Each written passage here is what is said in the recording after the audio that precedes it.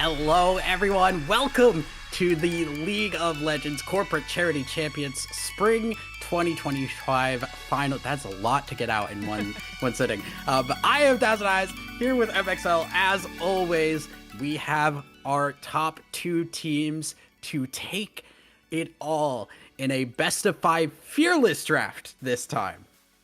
Yeah, definitely excited to see what's going to happen with that. Fearless, of course, making the rounds. We've seen a lot more happening in the pro leagues as well, so always going to be enjoyable to watch these teams take a stab at it. Yeah, and this time we've got two teams that we haven't actually seen too much of here. With we have Epic Victory Royale from Epic, obviously, and then we have Capital One, but it's like one, like they won something. Yeah, and you could guess which company that might be. Yeah, I have a hunch for sure. We have seen Epic Victory Royale a few times in the past, but Capital One, even when we got the information on the two teams in finals, I was very surprised to see a team from this company come on in. Normally we see things like Google or Amazon, of course, the stock standard big boys in the tournament, but definitely excited to see what they're made of. And this is kind of their first real big showing, I would say, on this stage. Yeah, gonna be very interested to see how things play out from there, because obviously we're looking at the seeds. Team Epic has been number 1 seed. Yeah. Capital One is the 6th seed, has made it all the way to the grand finals. At the very least, have worked their way up here, upset after upset. Oh yeah, and I mean, you look at the first round, taking over the 3 seed.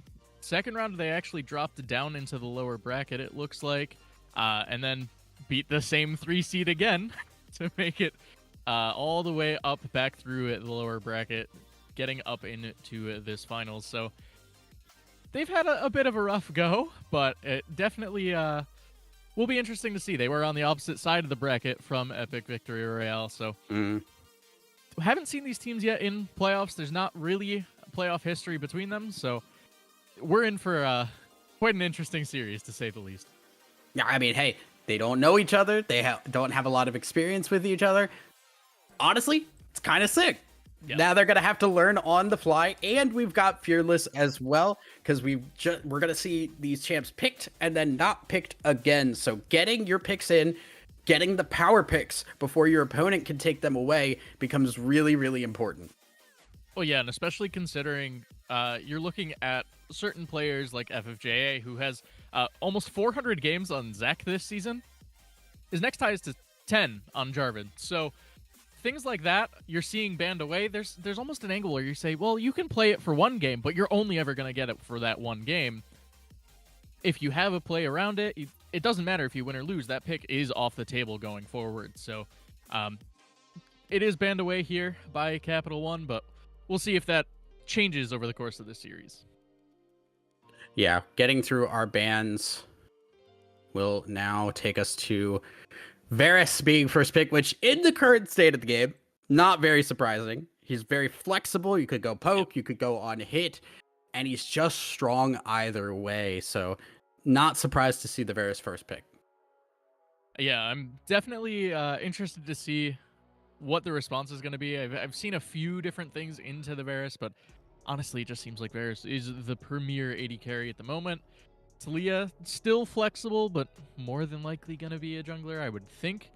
And I want to see this paired with something aggressive, something that can enable the Talia to get an early lead. Because if she's not ahead early on, it kind of just falls flat. Yeah, I mean, the later the game goes, the more you become really incentivized to make big plays. You got to make plays with your ultimate. You've got to get the W's down to catch people out.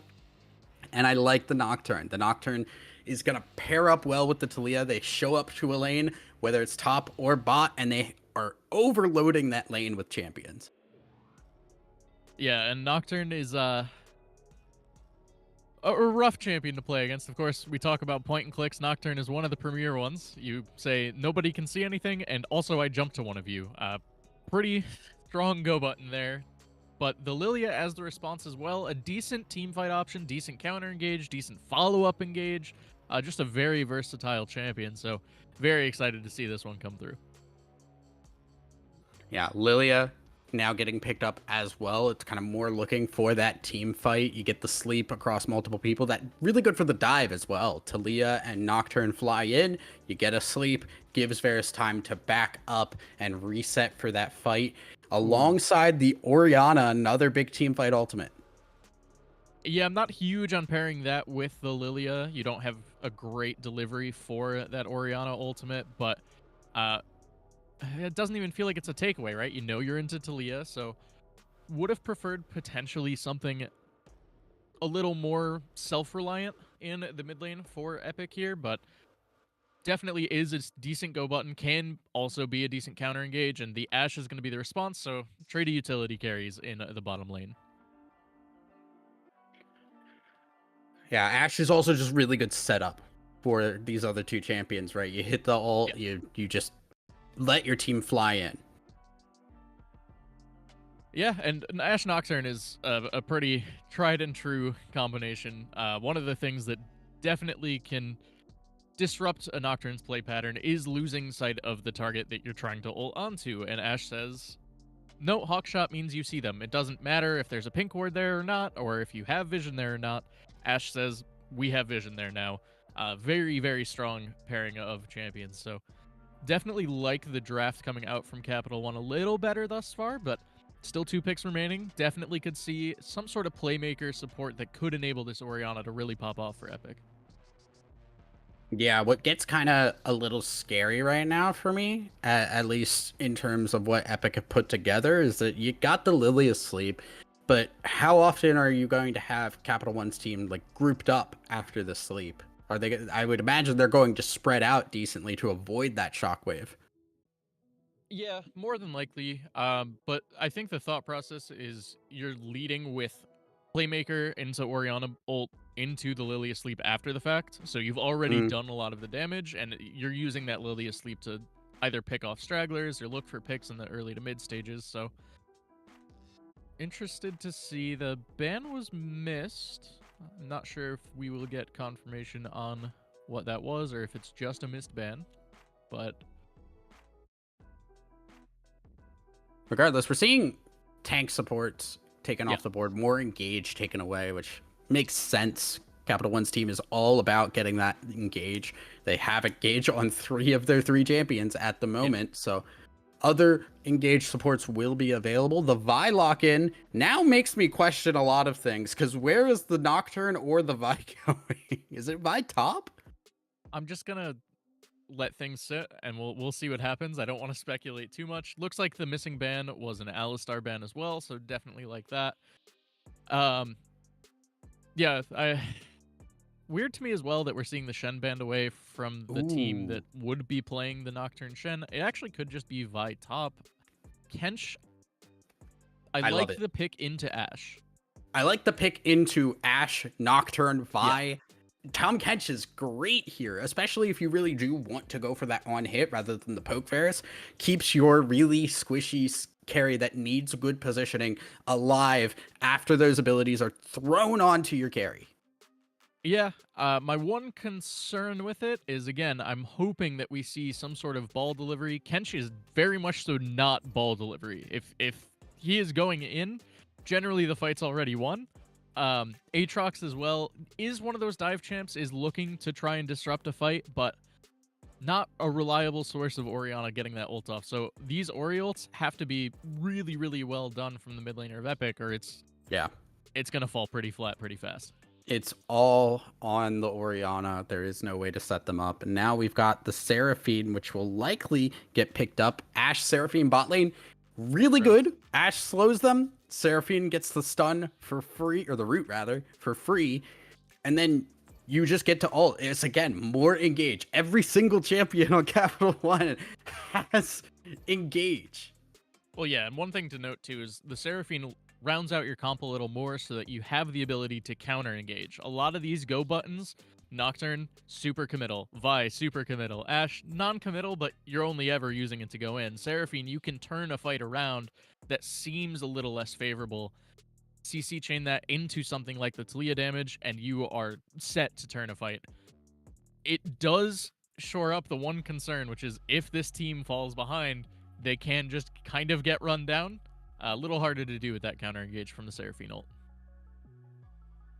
Very, very difficult now, and I like what Capital One have put together a lot, actually. I really, really like it. I think Team Epic, they have got good pieces here. Like Aatrox in a vacuum is pretty solid. Tahm Kench, Varus, really good into what has been put together. But the Orianna, Aatrox, Lilia, they don't like all work together in the same way that Capital One's team seems to. Misclicked in champ select. Meant to be Alistar ban. Means. Yeah. Okay. Redoing in game. Okay, cool. So yeah, we get to talk about drafts a little more. Okay. Yeah. Yeah, I mean, I think there's a decent amount of appeal coming out from both sides. Ashe is one of those really, really kite-heavy champions, so you're able to kind of slow down a fight just by nature of having slows on every auto attack. You have the Seraphine to try and peel as well, and if a fight is started with a pick, or you have a good angle with an Ashe ult, something along those lines, you have the follow-up with the Nocturne, the Vi. Taliyah's single target damage is also really, really strong, especially if she gets a lead. So I do expect to see a lot of focus put around this Taliyah Ori matchup, and that will be kind of the make or break situation, I would say, for this game. Definitely. I'm very, very curious how Team Epic are going to play this one through, because I don't know what I'm assuming Vi Aatrox matchup is. Yeah, the Vi Aatrox matchup. I don't know what that is. I can't really tell you. I would assume Aatrox is kind of okay with it for the most part. Just wants to poke with the Q while he farms, but it's kind of an enigma to me because I don't see a lot of Vi top lane. I mean, I do think, and you're gonna probably call me crazy for this one, I think Nocturne has a better matchup into Aatrox. Just you have the spell shield, you can kind of trade against him. You have the ability to kind of run at the lane. Okay, it is Nocturne top. I like this way more, for the record, than the Vi. The Vi Q being interrupted pretty much for free by Aatrox every time. I think that matchup would have been awful. So, interested to see what's going to happen. Was not ready for Nocturne top today, but very excited to see what's going to happen. Yeah. This is game one in a fearless draft. So, like, it's only supposed to get more spicy from this point on, which is a little terrifying. It's like, yeah. So I do, again, like, I think all things considered, I'm really, really watching this Tahm Kench, because I think the Tahm Kench is such a beautiful pick into this composition, but it needs to be executed. And there is only one ultimate compared to the litany of engage that is on to Capital One. Yeah, it's going to be interesting for sure. I think the priority target from both sides is going to be the Varus, right? If Varus is able to fall down in a fight, the fight gets much harder. There's a lot less consistent damage, and that's why you pick the Kench. There's that ability to peel off of the Ashe ult, peel off the Nocturne ult, peel off the Vial. Just keeping this AD carry alive is the name of the game for Epic. And if fights play out and Varus is free hitting the whole time, I think it works pretty well in their favor. Yeah. Talia also just needs to be able to roam when possible to get things going, right? If we get to a team fight where things are about even, Orianna, Lilia, Verisol, like Aatrox, these are all really good team fight champions. Yeah, and it does seem like it's going to be a very execution heavy game. I think it's not super cut and dry. There is a lot more simplicity with the 4 champions press R team composition for sure, but there's still a lot of nuance. It's playing around that Kenchel, playing around how Varus is going to be looking to start a fight, playing around the Orianna ball. There's a lot of things that have to go right for either side to really come out on top in this game. Definitely. Well, with that, we're going to send it to a break while the spec delay counts down, guys, so don't go anywhere. We'll be back with game number 1 right after this.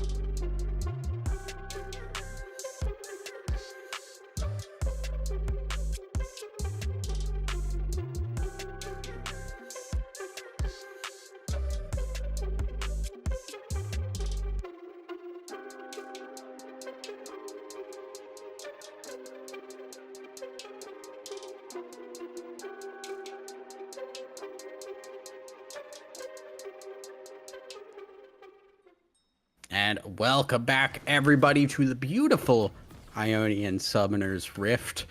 We are getting underway for game number 1, and we have a Nocturne top lane. I'm still not over this. Yeah, I mean, I said this during the draft as well. I think it has a better time in that Aatrox matchup than the Vi would. Of note, both Nocturne and Vi were locked in before the Aatrox, so I don't think this was necessarily super planned out, but at least it's not Vi top. I think that's what I can say. It is a relatively strong laner. It just has extremely high mana costs. So if the Nocturne ends up taking too many fights or a bad fight and loses a lot of mana as a result, you'll see the lane start swinging back over towards the Aatrox. But provided all the Qs are landing, you're able to take those kind of extended skirmishes on the Nocturne. I do think it goes in the Nocturne's favor for the first 5 or so levels. Yeah. I mean, the spell shield also for the Nocturne, because like Aatrox is so telegraphed by everything. You can spell shield pretty easily. And it's free attack speed. And it's free attack speed. You love free attack speed on Nocturne. But fairly standard start. Neither bot laner playing super aggressive here either, so gonna be just pretty boring early game from the looks of things. I would expect to see Vi rather, try to look towards. You just want to talk about Lilia. I do. I really do enjoy Lilia, but I do expect to see the Vi look towards the top lane around level 3, level 4, try and get this Nocturne going early, because if Nocturne's able to pop off, this game gets a lot harder for this epic. It's really interesting to see the Nocturne top 2, because you look at his ultimate, and it's an ultimate that you would generally want to see in at least in the mid lane, because you can roam to the top or the bot lane. This is more like with a Pantheon, where you can only really back and ult someplace or ult to mid lane, and it's not as long range as a lot of those other ultimates.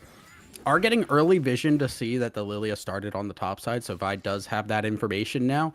Also want to call out Arcane comment on the Varus, so we are getting the poke Varus, not the on-hit Varus. Yeah, I was going back and forth on which I think would have been better here, but you do end up having a lot more damage just early on when looking at the... trade in the mid lane, though. Lots of damage being traded back and forth. Seeing Zud actually dodge out on the Orianna Q, which was a huge loss in damage for Meaningful Giddy. Also, too, the fact that it is Poke Varus, like, I don't blame Kind for this, because how else are you getting in range? You're never walking up to Vi, Ashe, Seraphine, Nocturne, like, everything is scary here. Yeah. And it's not like there's a true, like, super tank to try and eat a lot of this damage. So it's not bad. This is a moral thing. I just dislike Poke Varus in general. No, I mean, we're in the same boat. Yeah, but fight happening bot side. Getting the Lilia gank on the bot side, getting a lot of damage onto Seraphine. Balaam will go down. A first blood going over to the Lilia. Yeah, a few different opportunities for Balaam to flash there, and just chose probably the worst one, I would say. Did end up falling even so. Did burn 2 flashes, sure, but flash the Tahm Kench W, there's no death there. You flash away from even the Q after the knock-up, and there's no death there.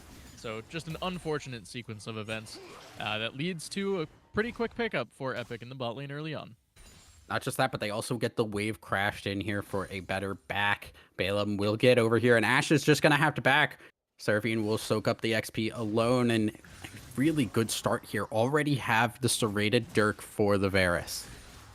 Yeah, and actually, a very small thing to pick up on here. Beautifully played by the Aatrox as well, recognizing, hey, Vi's going to be looking towards this top side early on, playing the wave in just a spot to not get caught as the flash follow. Flash follow onto the Orianna, not going to get out of this one alive. What a play! Oh, but Lilia's top side. Lilia looking for this Nocturne. Just going to go all in on it. Flash for flash. Can't get the kill. And that might be it. Nocturne trying to buy time for a Q to come back. Won't be able to do so. And Lilia slowly but surely going to burn down this Nocturne. Yeah, and this Lilia just everywhere on the map already. I was just talking about how Aatrox played it well, dodged out from the Vi looking for that angle at the top gank. And then instantly, Lilia's up there right after Vi walks away, gets the punish down, and is able to secure a 2-0 lead already. This deer is going to be very scary going into this game. Yeah, the earlier that Leandris comes in, the scarier Lilia is such a crucial item. Now they're just seeing the fights break out on the bot side. By taking the dragon, now gonna go in onto Cube, who will not have an easy way out of this one. Has the shield, just gonna go all in, see if there's some kind of trade that can happen. To the Varus gets the kill. Balaam backing off, losing HP. Fast flash over the wall to get the double kill. And now Kind needs to go 1v1 with no way. Ash. Will do it. Triple kill over to Kind. Oh, what a beautiful sequence from Kind. Talia ult coming in now too, though. Yeah, I don't think Kind's getting out of this one. You're happy that you got the triple kill, but a shutdown now going over to Zud.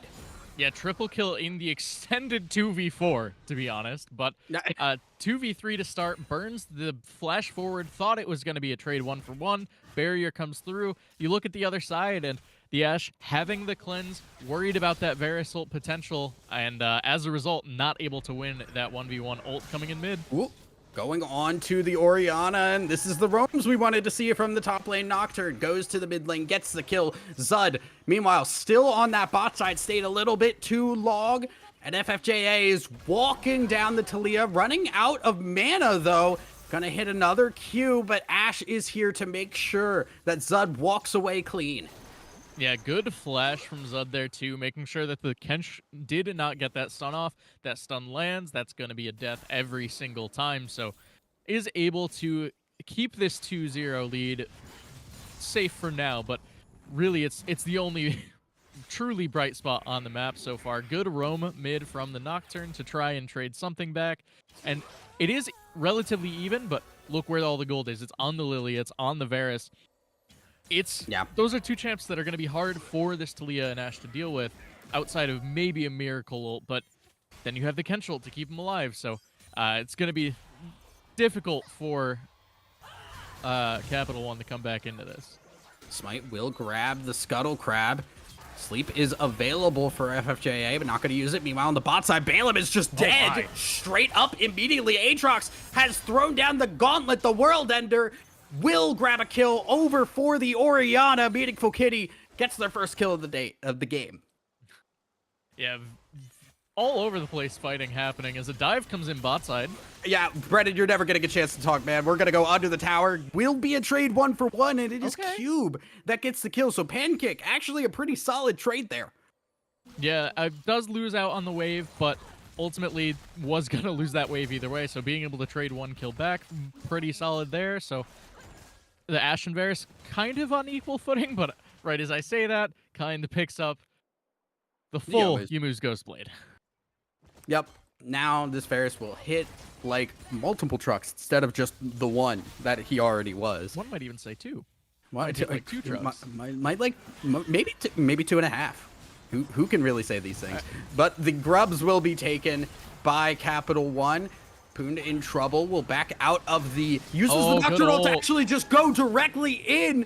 Gets out scot-free and grabs a kill in the process. What a beautiful play from the Nocturne there, too. I thought he was dead to rights and ends up getting out. But oh my gosh, that damage on the Kind. Yeah, I mean, Talia hits really hard. This is a Talia with just a lost chapter and a tear. By the way, there's like barely any damage built on this Talia, and we're already chunking Kind down. This is why we went with the poke Varus. Getting that close is scary. Yeah, I mean, definitely understand that one, especially considering the lead this Talia has at the moment. Very, very strong for the time being, but looks like we're going to see something happening up in the top side, maybe? Not sure why it. I'm not going to, like, I can't pronounce Chinese, so I'm not even going to try and say a name for that one. Apologies. That is my dumb American fault. I apologize. But we'll be looking for the gank, not going to be able to find one. And Jaden's been playing very cautious here, knowing there is no vision on that jungler. Yeah, just been playing very smart, right? Not walking up too far, making sure that any creep that's walked at, there's at least an escape window if an engage starts. So has been very hard for this Nocturne to punish. And I mean, we see Jaden rushing the plated steel caps as well. So yeah, I love how Poond has been playing this top side, by the way. Just always having the spell shield ready for the Q3 so that so much of the Aatrox's damage is just missed out on. getting positive trades pretty much every time, and also is controlling the wave too, because Aatrox cannot match that push. Yeah, especially with that team up, but play happening mid. Meaningful Kitty in a little bit of trouble, but has friends. There's the sleep onto Talia, and they're just going to blow the ultimates. Will dodge on the arrow cube by the skin of his catfish gills. Gets away alive. Yeah, that's not easy to do. That catfish has one of the biggest hitboxes in the game, so really nice dodge on that Ashel, but Nocturne's hovering mid. Will start to go in, but does not have the ability to go in safely, so will back away. Meanwhile, Cube going in onto this Vi, gets the eat, will slip him up and then throw him into the team. Another death in favor of Epic as there's Poon going deep, diving into the backline. Cannot kill Kind thanks to the barrier. Will be left for Zud, who has to throw the E for the kill. Just Meaningful Kitty as a carry right now, but the Lilia is around the bend trying to get the kills. TP in from Jaden. Meaningful Kitty's still alive, gets out alive with the flash, and Zud left in a 1v3 will not survive this one. Cube is on a rampage. Yeah, what a good fight coming out from Epic Systems. Just I don't know how to even start breaking that one down. Really, really good pick onto the Vi to start it. Cube following that up with that flash, getting the eat down, using it aggressively, saying we don't need to peel, we just kill the Vi, and no problem whatsoever. Sure, Varus ends up falling, but the rest of the team coming out alive. Big, big fight win for Epic, and now they're really in the driver's seat of this one. Very much so. Control very much in favor of Epic. And on the characters that really do absolutely need it, like the Varus, like the Lilia, already had that first item completed. We'll have the tier 2 boots very soon. Balaam maybe in a little bit of trouble as FFJA will get slowed, but only for so long. Another Q still bound Lilia to come out. Yeah, it is still Lilia. That will just be a straight up a kill. Balaam caught out. Cube going on the top side as well. Big blast code, but it put Vi in the wrong spot. Now the chains will come through, lock the Vi down, and Cube now with a 5th kill on this Tom Kench. Yeah, I want to put support in quotes here. That is a heart steal that we see on Tom Kench, so this Kench will be doing a lot of damage, but if I had 5 kills on Tom Kench, I would do the same. As you should.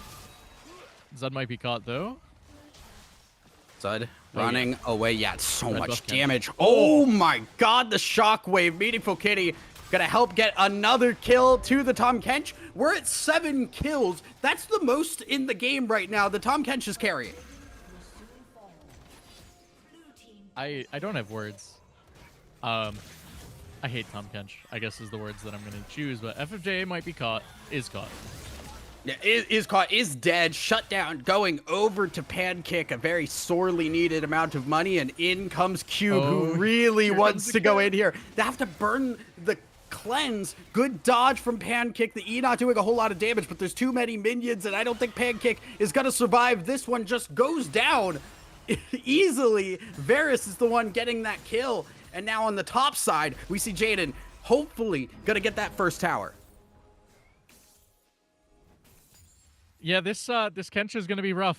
Not a whole lot of tank busting damage coming out from Capital One here, so it really is just Ashe hoping that she can cut through Heartsteel Kench, which that's not happening.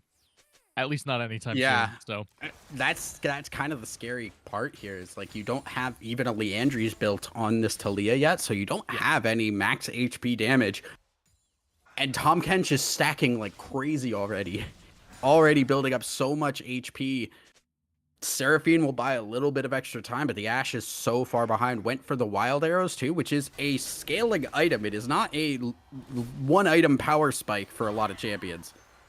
Yeah, it'll feel better as the game goes later for sure, but currently does not have any of that crit built up, so it doesn't have the extra damage that Ashe gets as a result of that.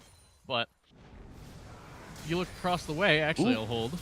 Nocturne ult into the back line here, and Kind is just dead. Sleep gonna come through, but how much can they actually do with it? Gets the W interrupt, Shockwave puts Boone down low, will fall eventually, and Zud gets licked down by the Tom Kench. Meaningful Kitty will blast Cone away, but it is still 2 for 2 even across the board. Well, and considering the state that Capital One is in, that's definitely preferred. They do end up trading even on those kills. Some shutdowns go over. Never mind. Balem's dead. 9 kills for the Catfish. What do you do about this at this point? It's already 100 stacks, basically. Honestly. Like, you almost have to go, like, Blade of the Ruin. You have to get some kind of percent health damage for this Tom Kench, but that feels terrible into pretty much everything else on that team. It just feels terrible in general, honestly. The item is less than ideal at the moment, but yeah, I mean, hope that Ashe can get to what looks to be an Infinity Edge, maybe go for that Mortal Reminder, and then maybe she'll be fine. Maybe everything will be better. Maybe. Seeing Taliyah do a lot of work. Zud has really done well on this Taliyah. I want to call that out. Despite how the game has looked, Zud has done so much, and now the Vi ult going in will lock him down. In comes the cube, though. The cube of death walking forward slowly but surely. Not going to go for anything further. The rest of Capital One are waiting in the wings. Yeah, good quick pick as well. Traded the flash of the Taliyah for the flash of Aatrox. Definitely feel like that's perfectly fine. We'll have to see, though, if there's a punish on Zud. Of course, flashless immobile control mage into Tom Kench is not going to be amazing, especially a fed Tom Kench. So Cube could look to just pseudo-assassinate the enemy mid laner at some point. An assassin Tom Kench is like... It's what it is. Yeah, it's like... At this point... You know, like, the like, guy who did that D&D run where it was just, like, the orc was never seen because he just screamed, "You do not see me," and intimidated them into believing? Like, that's what it feels like with Assassin Tom Kench. Like, Tessa, I never understand any of your references. You know what? That's... Man, I thought you'd at least get a D&D reference. You're a nerd. I don't D&D. I mean, I don't either, but I know. We'll talk about this in off-air. Nocturnal coming in bot side. Oh, wait. Kind gonna be getting gets over the wall, and now the teleport coming in. Kind is still alive. Flash forward by Boond. Not gonna get the fear. Survives by the skin of his teeth, and now we see Balaam in trouble. Everything going wrong because the TPs have made everything fall apart. The sleep cleansed by Pancake, but nobody else as lucky. We'll see the Vi just go in, try to buy as much time as possible, but I don't think they will live. Double kill for the Lilia, and ace for nothing in favor of Team Epic.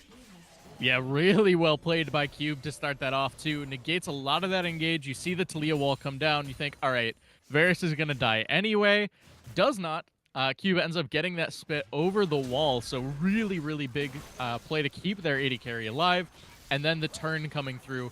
I didn't hate seeing Nocturne try to commit, shut down the Varus, maybe get something out of a play that was pretty hard, but everything just collapsed thereafter, so really, really big win for Epic Victory Royale, and again, it looks all but done at this point. Nice solid 8,000 gold lead here, 19 and a half minutes in. Still no Baron spawn. Still 5 minutes away from that, so... Do have an Otacon spawn in the bot side here, so we'll be getting that soon. But is still an item and a half, so it's just a really hard time. I'm not saying it's, like, feasible. I'm just pointing things out that are objectively true at this point. Zud now gonna try and push away this Aatrox. Fails that, though, and there's the World Ender. Lots of damage. Zud is in trouble. Another chain to keep him in place, and Jaden will walk away 300 gold richer. Yeah, but it looks like there's a collapse happening mid right as we get a breath of fresh air. Nope. There comes the Tom Kench. He's just going to go in, take 0 damage. There's the charm. Seraphine will sacrifice herself, but will it be enough? I don't think so. Enough slows to keep the Ashe in place. Don't even need to use anything more. Just the Chains of Corruption to lock down one at a time. And another chunk of gold in favor of Team Epic, and probably an Otacon as well. Yeah, definitely seems like a fairly free neutral to pick up here. Just really good punishes. They see the overextension happening from that bot lane in the mid side, and as a result, 2 more kills in the pocket, an extra 1,000 gold picked up in that advantage as well. So up to 9k ahead, ult happening mid. They're trying to make something here, catching the Orianna alone, and again, Zud does so much damage. A shutdown, it goes over to the buy, specifically. Almost would have rather seen that on the Talia, who's already ahead, but it is money nonetheless, and it will make Vi a little bit more scary. Yeah, it gets something back at this point. Right now, you don't care who the gold's on, you just want the gold in your team, so... Cube? In trouble? He lives. Yeah, well, flash away though, so did have to burn something to get out alive. Didn't know if the Ashe ult was up, so didn't want to use the W. Oh, Nocturnal, Hoon going so deep in, will get eaten up by the Tom Kench, but there's the Ashe ult, don't even need it. Zud will kill the Varus, left alone, and now the Aatrox stuck barely alive under tower. FFJA hits the E, not gonna pull the sleep, backing away. Capital One will take their win with a single kill. Yeah, so this is the type of thing they need to do. They look for that one pick, find the one person that gets low, gets out of position, and just burn everything on them. If you're able to get any sort of gold back right now, it's a win. So finding that one pick, you disrupt a lot of the tempo coming out from Epic Systems, and now it gives them a little bit of breathing room. They can wait another 30 seconds. They can try to get this Ashe to that Infinity Edge spike, try and get to these later fights. So it stalls the game. It pumps the brakes just a little bit, just enough for them to have a little bit more hope. Very sorely needed as well. Seeing that, hey, yeah, Tom Kench has an ult, but he can only do it on one person. Yes. He takes the Lilia away, we kill the Varus. And hopefully vice versa. Very important to see a little bit of life here from Capital One. Dragon not up for another minute and a half here. Not sure what we're fighting over here. Hoond will get caught a little bit. Might have to use the spell shield. Will survive. Yeah, an interesting thing to note as well. We saw it in that bot fight where Jaden did pick off Zud, but the Cyclosword coming through for the Aatrox, so a little bit more utility, a lot more damage as a result. So will be a menace in the side lane, even though that scoreline doesn't necessarily look the most daunting. Yeah. We're going to see Jaden continue to stick up here. Lilia around as well. They might just go for this fight. No World Ender from the Aatrox. Hoond is going to go for this. Realize it's a bad idea. Get the E. Is there going to be a sleep? Don't think so. Yes, there will. Gets the sleep under the tower. Can't spell shield this one. FFJA will fall. Trying to flash to get them under the tower, but there's way too much damage. Meanwhile, Balaam has fallen on the other side of the map. Jaden flashes away the heal, allows the Aatrox to survive, and 3 people have gone down on opposite sides of the map. What on earth happened to Ori? Lots of fighting happening in the top side, so don't really know what happened there, but ultimately, less than ideal outcome for sure. This Lilia just got off the ground early and is really pushing that advantage. Even the few times where they've been caught out of position, picked off, the response has been there. There's been a turn of a fight. There's been a lot of aggression as a result of it. Trying to turn something back, trying to win out in the long term. So just, again, overall really, really well played right now from Epic Systems. And Capital One just getting a little too antsy, a little too desperate. I think you just back off of that top lane play, let them take the tower. Maybe even you see, hey, Nocturne's going to fall, let it happen. Better than giving over an extra kill on top of it. Yeah, I think the desperation is palpable at the moment right now for Capital One. They are holding on to whatever they can grab, and if something's going bad, you gotta find some way to get a win out of it. You can't keep bleeding out. Maybe Poon about to bleed out even more. Flashes the spell shield, not gonna be needed, but Cube is still continuing to walk forward. Gets pulled in, gonna get spat over the wall for the rest of the team. They're almost ignoring him. Uses the Nocturnal to escape once again. Drowsy slept, gets pulled back, will go down to the bird eventually, and falls by. Next on the menu, they're gonna go under the tower. FFJA fast as hell as in comes Cube, pushed away by the Talia. Zud buying as much time as possible. They might have gone a little bit too far. Shut down over to Zud. Triple kill now, but there's Cube to finish off the Talia. Yeah, I mean, ultimately they do win the fight, but got way too greedy. Diving Nexus turrets when the tier 2s are still standing. That's a little deep there, especially from FFJA, but a lot of gold being injected into this Talia, who right now is the win condition for the side of Capital One. So less than ideal for Epic Systems. They are definitely still in control. They have a lot of pressure on the map, can just look to reset, set up around that Baron, and try to close this one out, but that gold might have just been the tipping point. Yes, Talia is really scary, and well, yes, Cube able to, Cube able to survive and take down the Talia at the end of it. The Talia is the one that is going to have the damage to take on Tom Kench at this point. The burn, super important here. And if it's anybody but Tom Kench, Talia is popping them at this point. Yeah, and even Kench, like, over time, that damage will ramp up. So I'm expecting a lot of damage numbers on this Talia at the end of the game, of course. But we've seen it a few times now. The Vial, the Ashel, either of them gets landed onto a member of Epic Systems. We see the Talia W come through. We see the amount of burst damage that can follow. Kind's been one-shot pretty much twice by it, it felt like. Got kept alive by the Kench, I think, in both cases. But it is rather terrifying to be staring down this Talia at the moment. But Baron started up. They are aware Hawkshot came through. Yeah, but what can Capital One really do about this? The state of the map does not allow them to move up for this easily. Nocturnal used to scare them away from it. Using that, not even nearby, by the way. Nocturne was teleporting in. They just did not know where the Nocturne was. Sleep, not used, now going to be used. I think this Seraphine is going to be left for dead. Balaam falls once more, having a rough game today, but it's another kill in favor of Team Epic. They did peel off the Baron, but I do think they are just going to turn right back on it, try to start this one right back up. You got that pick on the support. Talia is the one forced to deal with the Aatrox. Can't quite get over the wall. Yeah, World Ender maybe ending a little bit early. Just thought he'd get over the wall. Unfortunately did not. Baron still burning down. Poond is here. Try to back away, does not get hit by the E. Uses the spell shield before anything even hits. Now about to get stunned. Will get fear, will get the Ashel, but it doesn't mean anything. Kind, another kill in the pocket for this Varus. And once again, they're going to turn right towards that Baron. They keep using this as a way to just bait the fights out, winning the fights as a result, and that Ashe is dead.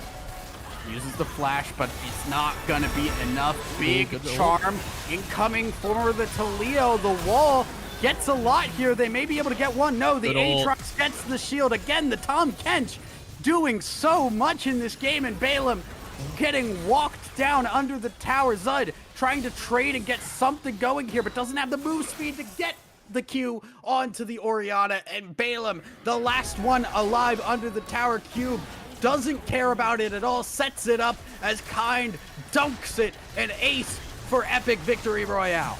Yeah, and this should be close to the game, if not the game. It doesn't look like they're going to take it. Yeah, it looks like they're playing undecided. Going to Drake. Seemed a little scattered in that call. Feeling a little different about it, it seems. But like you said, dragging up in 20 seconds, Epic Victory Royale, Soul for them. And hey, Aatrox with a Cloud Soul, Lilia with a Cloud Soul, Tom Kench with a Cloud Soul, to be honest. Yeah. All of that, kind of scary. kind of gross, to be honest with you. But Eat somebody and zoom away. That guy got caffeine in his system. I'm getting flashbacks to people playing Phase Rush Tom Kench for that exact reason. Like, But these are things I don't need to know. Like, my life was better not I'll knowing send you it clips occurred. later. No, I'm good. Anyway. Like, I'm okay. I don't need to know. One thing though, I do want to draw attention to is just how well Epic Systems has been playing around this Baron, dancing around it, not committing to the neutral, and just saying we're gonna sit here, hit it. You either let us hit it and we take it for free, or you walk into us, we take a fight, we win the fight. Either way, they come out on top. They've just been dancing around that neutral very, very well. So, credit where it's due. Really, really good. Just posturing coming out from Epic Systems without even needing to fight over it. I mean, it's also very easy for them to posture with how strong the Tom Kench is. Yeah, and again, just stopping this Vi in her tracks with Cube as strong as he is, you just get to walk forward. Who is ever stopping you? Maybe the Talia in a bad spot, but there's the ult, the corrupting chains, locking them in place, just gonna go under the tower. Nocturne trying to dive in and get something for their troubles, will not survive. Another death. Just Zud left alive, will fall. A kill from the burn, but it doesn't mean a whole lot. Maybe Shaden kind of playing with fire there as well, but the Nexus towers will fall. An epic victory royale. Take a convincing game number 1. Yeah, really, really strong performance coming out from Victory Royale here. Honestly, Cube, that was gross, to put it lightly. The things that I was watching that Tom Kench do, if any of my solo queue Tom Kenches did that, I would have been mad. But really, really well played. Ended up honestly popping off. And at least on the side of Capital One, I think the big takeaway is they can't pick Kench again. So that's a really good start. But you had a lot of good moments. There was a lot of times where finding good picks, looking for good fights, trying to make something out of nothing, realistically. Coming back from, I think it was 9k down at one point, got about 6k down, so, you know, brought 3,000 gold back into their team's pockets. Just making things happen in dire situations. There are signs of life here. It's not just a complete blowout.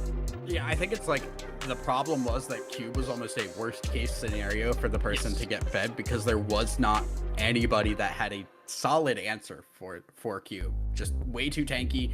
The Talia was the best thing they had, but you could tell it was just not going to be enough. The burn is not going to work through Tom Kench fast enough. Ashe is doing absolutely nothing. Seraphine is not helping very much either. Yeah. Just tough when a Heartsteel support Tom Kench is running at you. It's honestly such a gross feeling. But yeah, I mean, even looking at the damage charts, the Tom Kench did 1,000 less damage than the Orianna, 3,000 less than the Lilia. Like, gross.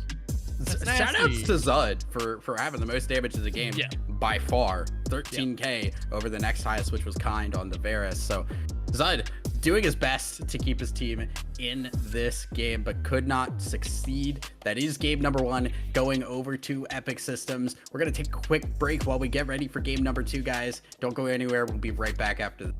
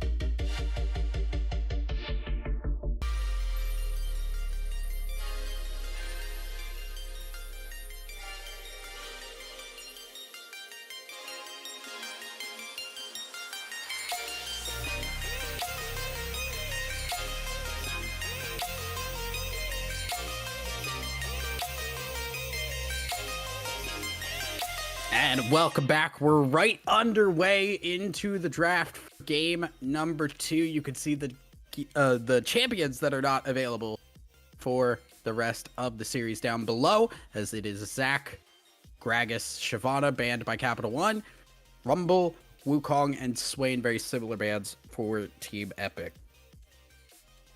Yeah, not a lot changing, but the big thing to note, all those champions you see below the bans, not going to be available to be picked in this game number 2, so neither team can pick any of those 10 champions listed. Mbessa going to be the takeaway. We did see this banned away from by Capital One last game, and the Pantheon as well. Interesting to see that prioritized here, but have been seeing it pop up a little more in popularity rather, with Fearless being as played as it is. Yeah, not just that, but the Pantheon's flexible too. You can take it in the top lane, you can take it in the jungle. Even if you really want to, you can take it in support as a very aggressive support, but mostly it is top and jungle. The Hui locked in as well. Hui is a very solid blind pick mid laner. You just stay alive and you pump out damage later in the game. And depending on who you ask, the champion is also flexible. I know a few AD carries that love playing Hui. Some supports also will lock it in. I don't like it as much there, but you have some options. I would expect it to be mid, but you never know. We saw Nocturne top last game, so anything's possible. Syndra locked in as well for the mid lane. So another fairly safe scale into the game kind of mid laner. Definitely like to see that coming out from Epic Systems. Syndra locked in now as Epic get their mid laner. It is just going to be probably a farm fest. Now, Jarvan Syndra is a classic combo here, though, so Hui does need to be a little bit careful.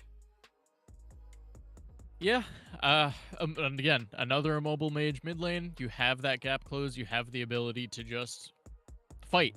You start something. If you are able to burn that flash early from the Hui, lock him into the Jarvan cage, and there's nowhere for this poor mage caster thing to run off to. But Fiddlesticks locked in. Okay, sure. All right.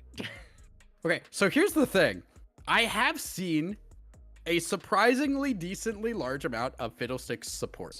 Yeah. That has existed, and it's an entirely different build than jungle Fiddlesticks. It's very tanky. It's all about getting those fears out as easily as possible while being a frontline for your team. I was gonna say, I'm pretty sure I've seen it with like a lot of Trailblazer, which is Trailblazer, yes. that one item that nobody builds. So very interested to see. I think that item's good, personally. I could take it or leave it, but with that said, Maokai banned away. So targeting the support role once again, it looks like with these bans. The Rel taken away. I expect that Alistar to follow as well if they are concerned about more support pickups. We'll see. Yeah, obviously with the Pantheon, with the Fiddlesticks, there's no idea if support has been picked or not yet. We'll assume the worst and ban away those engaged supports that they're very much worried about. Does now mean too that you kind of have to be careful about like what could possibly come in here. You don't know what the AD carry is for either team. The fact that Mbessa got first picked here means that top lane very easily answerable here. Yeah, but what are you realistically picking into Mbessa? There's been a lot of different theories about what picks can go into her, and I feel like a lot of times I've just seen people slap a Renekton in and call it a day. So interested to see what the option will be. Tristana going to be locked in. Should be AD carry, I would like to think. But again, another relatively flexible champion, all things considered. Yeah, I mean, I casted somebody who played top lane Tristana earlier today. I thought that was dead. I thought they got rid of that. Listen, whether or not it's dead does not stop everybody, right? Yeah. So Ooh. Corki locked in. That'll be in the AD carry position, not the mid lane. Very burst heavy team for Team Epic right now. Yeah, and there's been a new Corki build kind of floating around a little bit. I've been seeing a lot of Essence Reaver Bloodthirster Corki, and it is so much damage that can come through. You're not really reliant on spell procs anymore either, so turns into even more of a lane bully, even more of a carry. So very interested to see what kind of build path we'll end up seeing. Nautilus going to be paired alongside it, so a lot of all-inning potential once again from Epic. Really, really like this composition they've drafted. Very good. They've got their engage. Syndra as some pick potential. Jarvan and Nautilus can also look for that more standard engage. Now, what are we getting for Capital One? Because that's going to lock in the rest of their team. Remember, we still don't know where a lot of these champions are going just yet. The Braum hover gives us the indication that it will be Pantheon top, Fiddlesticks jungle, Braum for the support. Not bad with stuff like the Pantheon or the Tristana.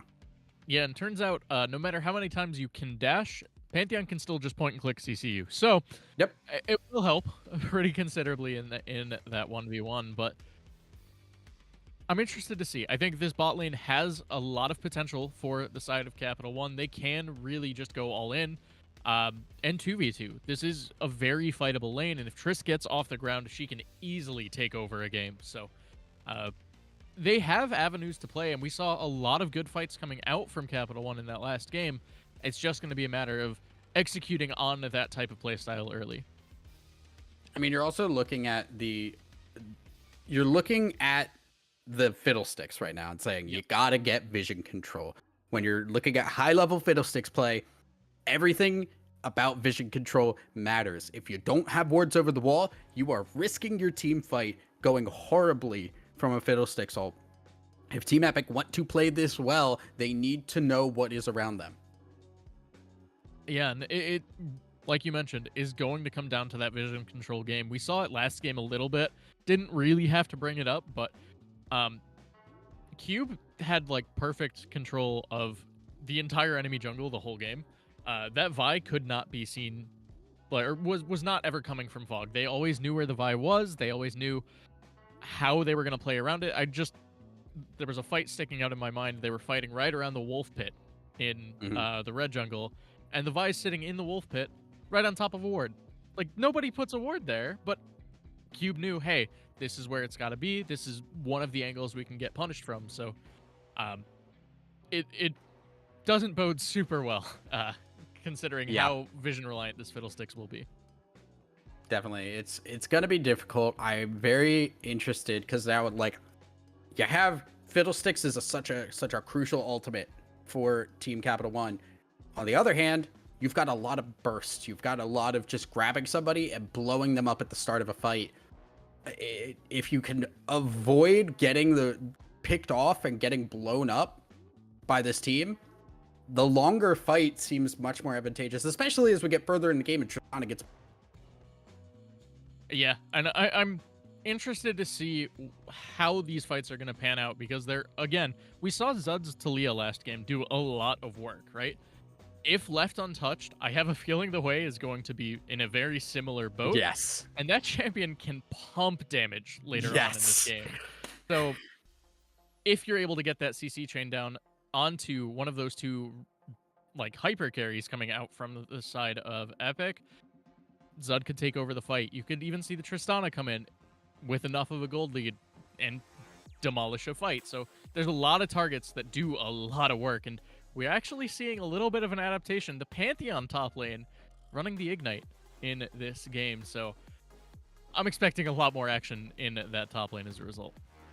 Definitely. Well, with the spectator delay going, we're going to send it to a break before game number 2 starts.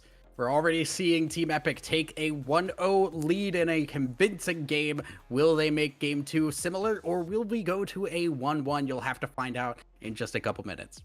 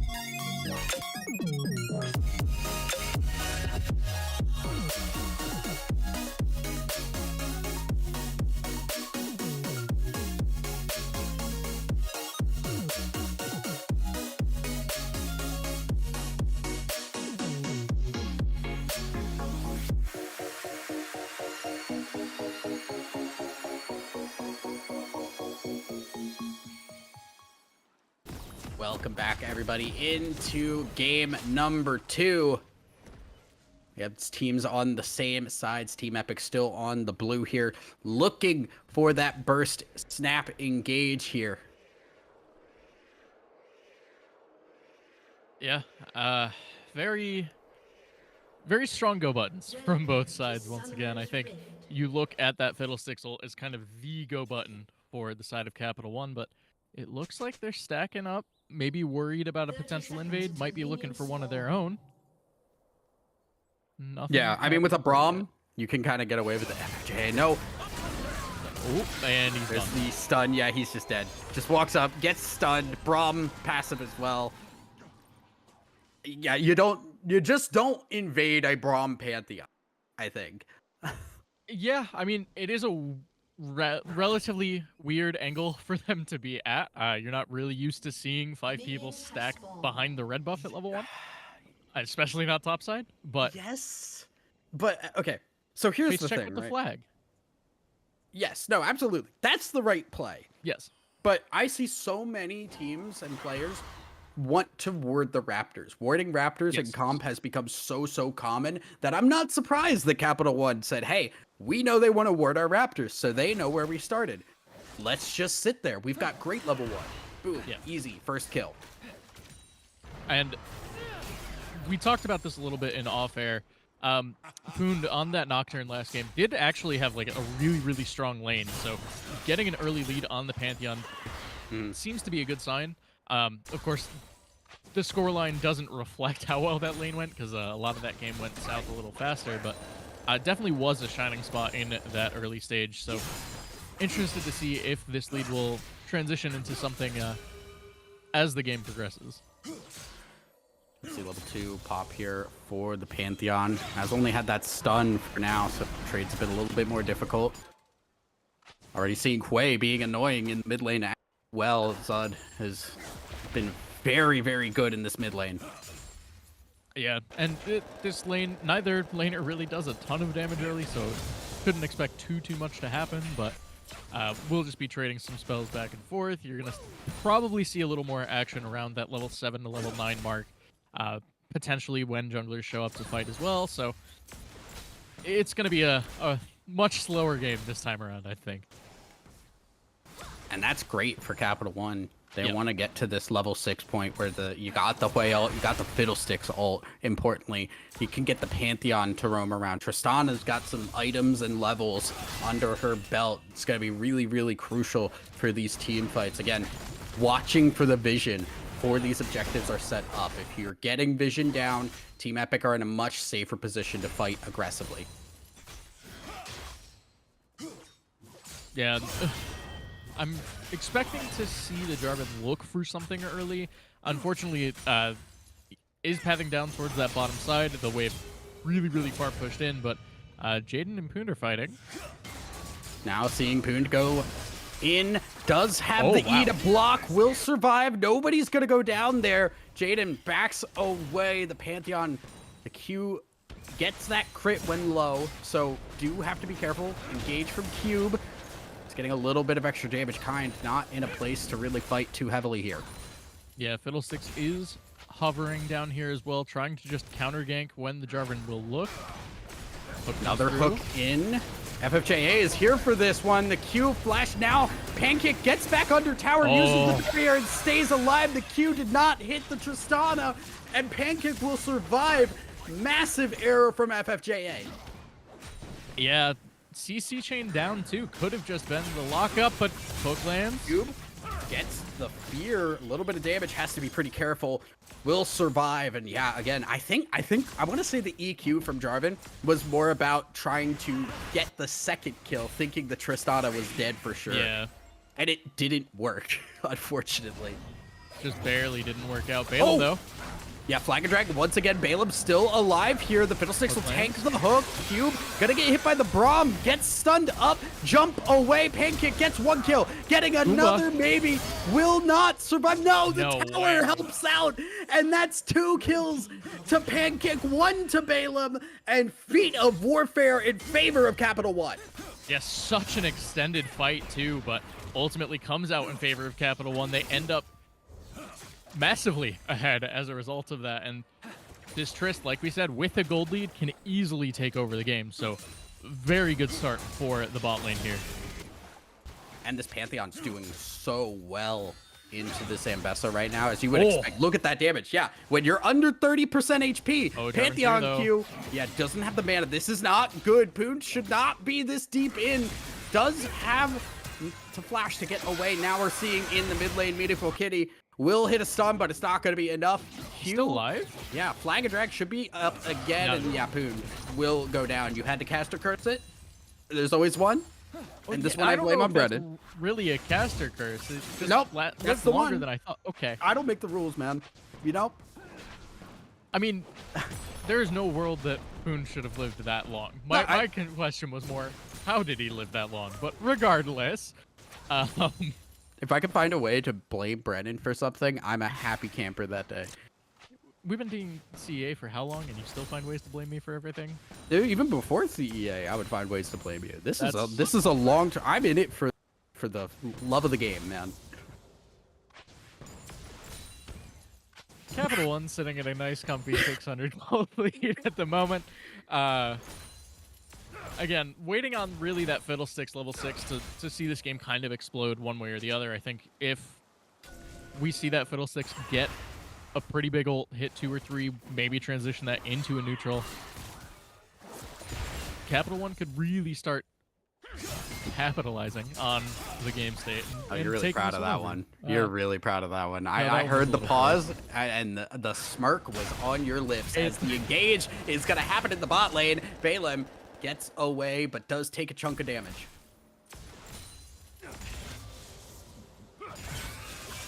Yeah, I got nothing for that. I was going to make a joke about Finnick making puns all the time, but that's fine. He goes in. Yeah, now going in, gets feared. Fiddlesticks trying to back away. Does not have the Cataclysm will come out, but another fear from the W. FFJA, very low. But Tristana jumped a little bit too far away. Can't confirm the kill. Syndra now blocking off Zud. Meaningful Kitty losing HP, but dodges out on the Spiraling Despair, and Cube is here. But in comes Pantheon Poon, here to claim the kill. Meaningful Kitty goes down. Hook from Cube to get away. Hit by the fear. Is there another stun to come through? Balaam walking forward, just one more auto. Cube, why did you hook back in? Balaam burning down, will fall, Kind left alone against this way. The Ignite will burn down, and it's a double kill for Poon. Well, the game exploded, but Fiddlesticks is still level 5. Poon now 4-1-0. Yeah, he just ticked 6 off of the Drake take. But 4-1-0 now on this Pantheon. Dirk in hand, and just does so much damage. Blew up the Corki as well. Kind still had the barrier. Didn't think he needed it, or maybe thought was dead anyway. Either way, just so much damage coming out from this Pantheon in the moment. All of a sudden, a 4-1 Pantheon, by the way. Yeah, like just crazy turnaround. Already going for the Serpent's Fang as well up against this Ambessa, so really looking to keep Ambessa down. Gonna see Grubs taken. Remember, there's only one spawn of Grubs. If they could get all 3, that will be an objective feat for themselves. Fiddle over the wall. Doesn't have the ability to get in. Yeah, one of the Grubs stolen away. And there's the ult from the Fiddlesticks. Balaam flashing away to stay alive. Jaden now dashing back to the team, trying to stay alive. They're running for their lives, but a root will hit from the way. Cube flashing away. A kill on FFJA, and Team Capital One are in control of this game. Yeah. Oh, and a good engage onto Kind, just jumping right forward, but this Corki hits like a truck, and the minions are helping out. Shutdown for Kind, a huge one. Yeah, really, really big fight there. I thought that was Pancakes to win, too. Kind just has more damage than I expected, even, as we're seeing what looks to be that build I was talking about, the Bloodthirster rush first. Kitty, though, finding Zud. Oh. Zud getting hooked as well. Just gonna die. FFJA is the one that takes that one. I think you'd rather give that to the... Yeah. You're taking Zud down nonetheless. But minor correction as well. All 3 Void Grubs are taken by Epic Systems there, so they end up getting access to little Void Mites now as a result of that. One of those changes that came through with making it only one spawn. So, a little more tower taking potential, which I think their team definitely was lacking. It definitely will help their case a little bit in later sieges, but still, I think overall Capital One in a pretty strong spot. The Hui does end up going down, but it's a support scoreline. 0, 1, and 6 so far. Not really going to have that much value outside of just, got a little kill gold in the Jarvan's pocket. So we'll see if FFJA is able to transition this into more aggression. Could be a pretty big step up. Boom's now just playing forward here, knowing there's a Fiddlesticks in the wing, trying to bait Jaden in, who is not buying it here. Knowing how low that Pantheon is, and Jaden go in now, will decide to, and there's ult. Fiddlesticks there. Another kill in the Pantheon pocket. That man is rich. Yeah, and that's the first Fiddlesticks ult we've seen. A lot of time committed up in that top side, and we're seeing that response start to come through. The dive being set up here, bot side by Epic. Looks like, though, it's being read by Capital One. They played it a little safe, but now they're back under the turret. Play already dissolved. Yeah, not a way to make that dive happen. I'm really actually curious if we can hover over Pantheon's first item, because I want to see how much he's actually taken off of the shields with the item there, the Serpent's Fang. We'll get to that maybe a little bit later. The top laner for Capital One, if you can hover over the first item, already has reduced 350 shields, which is, considering it's just really the Ambessa, really solid. Thank you for that. Oh, Bramall not gonna land. Yeah, That's actually kind of a pretty big one. There is the hook, puts onto the wall, and guess who's here? It is the Fiddlesticks, ready to go. Cube gonna fall from this one. Another jump from Pancake, but not enough damage to run down the Corki. Still more gold in the pocket for this Fiddlesticks now. Yeah, Fiddle is also one of those champs that I'm sure we've all experienced in solo queue. Gets any sort of a lead and feels insufferable to play against. Just can transition that into so much damage, so much pressure, and now every single corner you walk through, you have to be worried about a Fiddlesticks ult. So, will be pretty terrifying the later this game goes. Already 3, 1, and 6, has the Rocket Belt completed, so starting to become even more of a menace.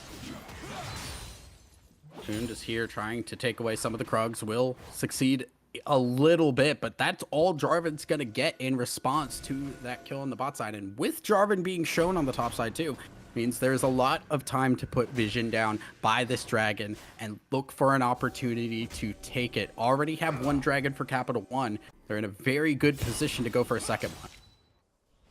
Yeah, and we already see their whole team setting up in the river, has control over the area, so should most likely just be seeded by Epic here. Should be a fairly free pickup. Would get them their second Drake, which, again, starting that snowball even further on the Fiddlesticks, on the Tristana, and just really trying to take over this game at this point. Definitely.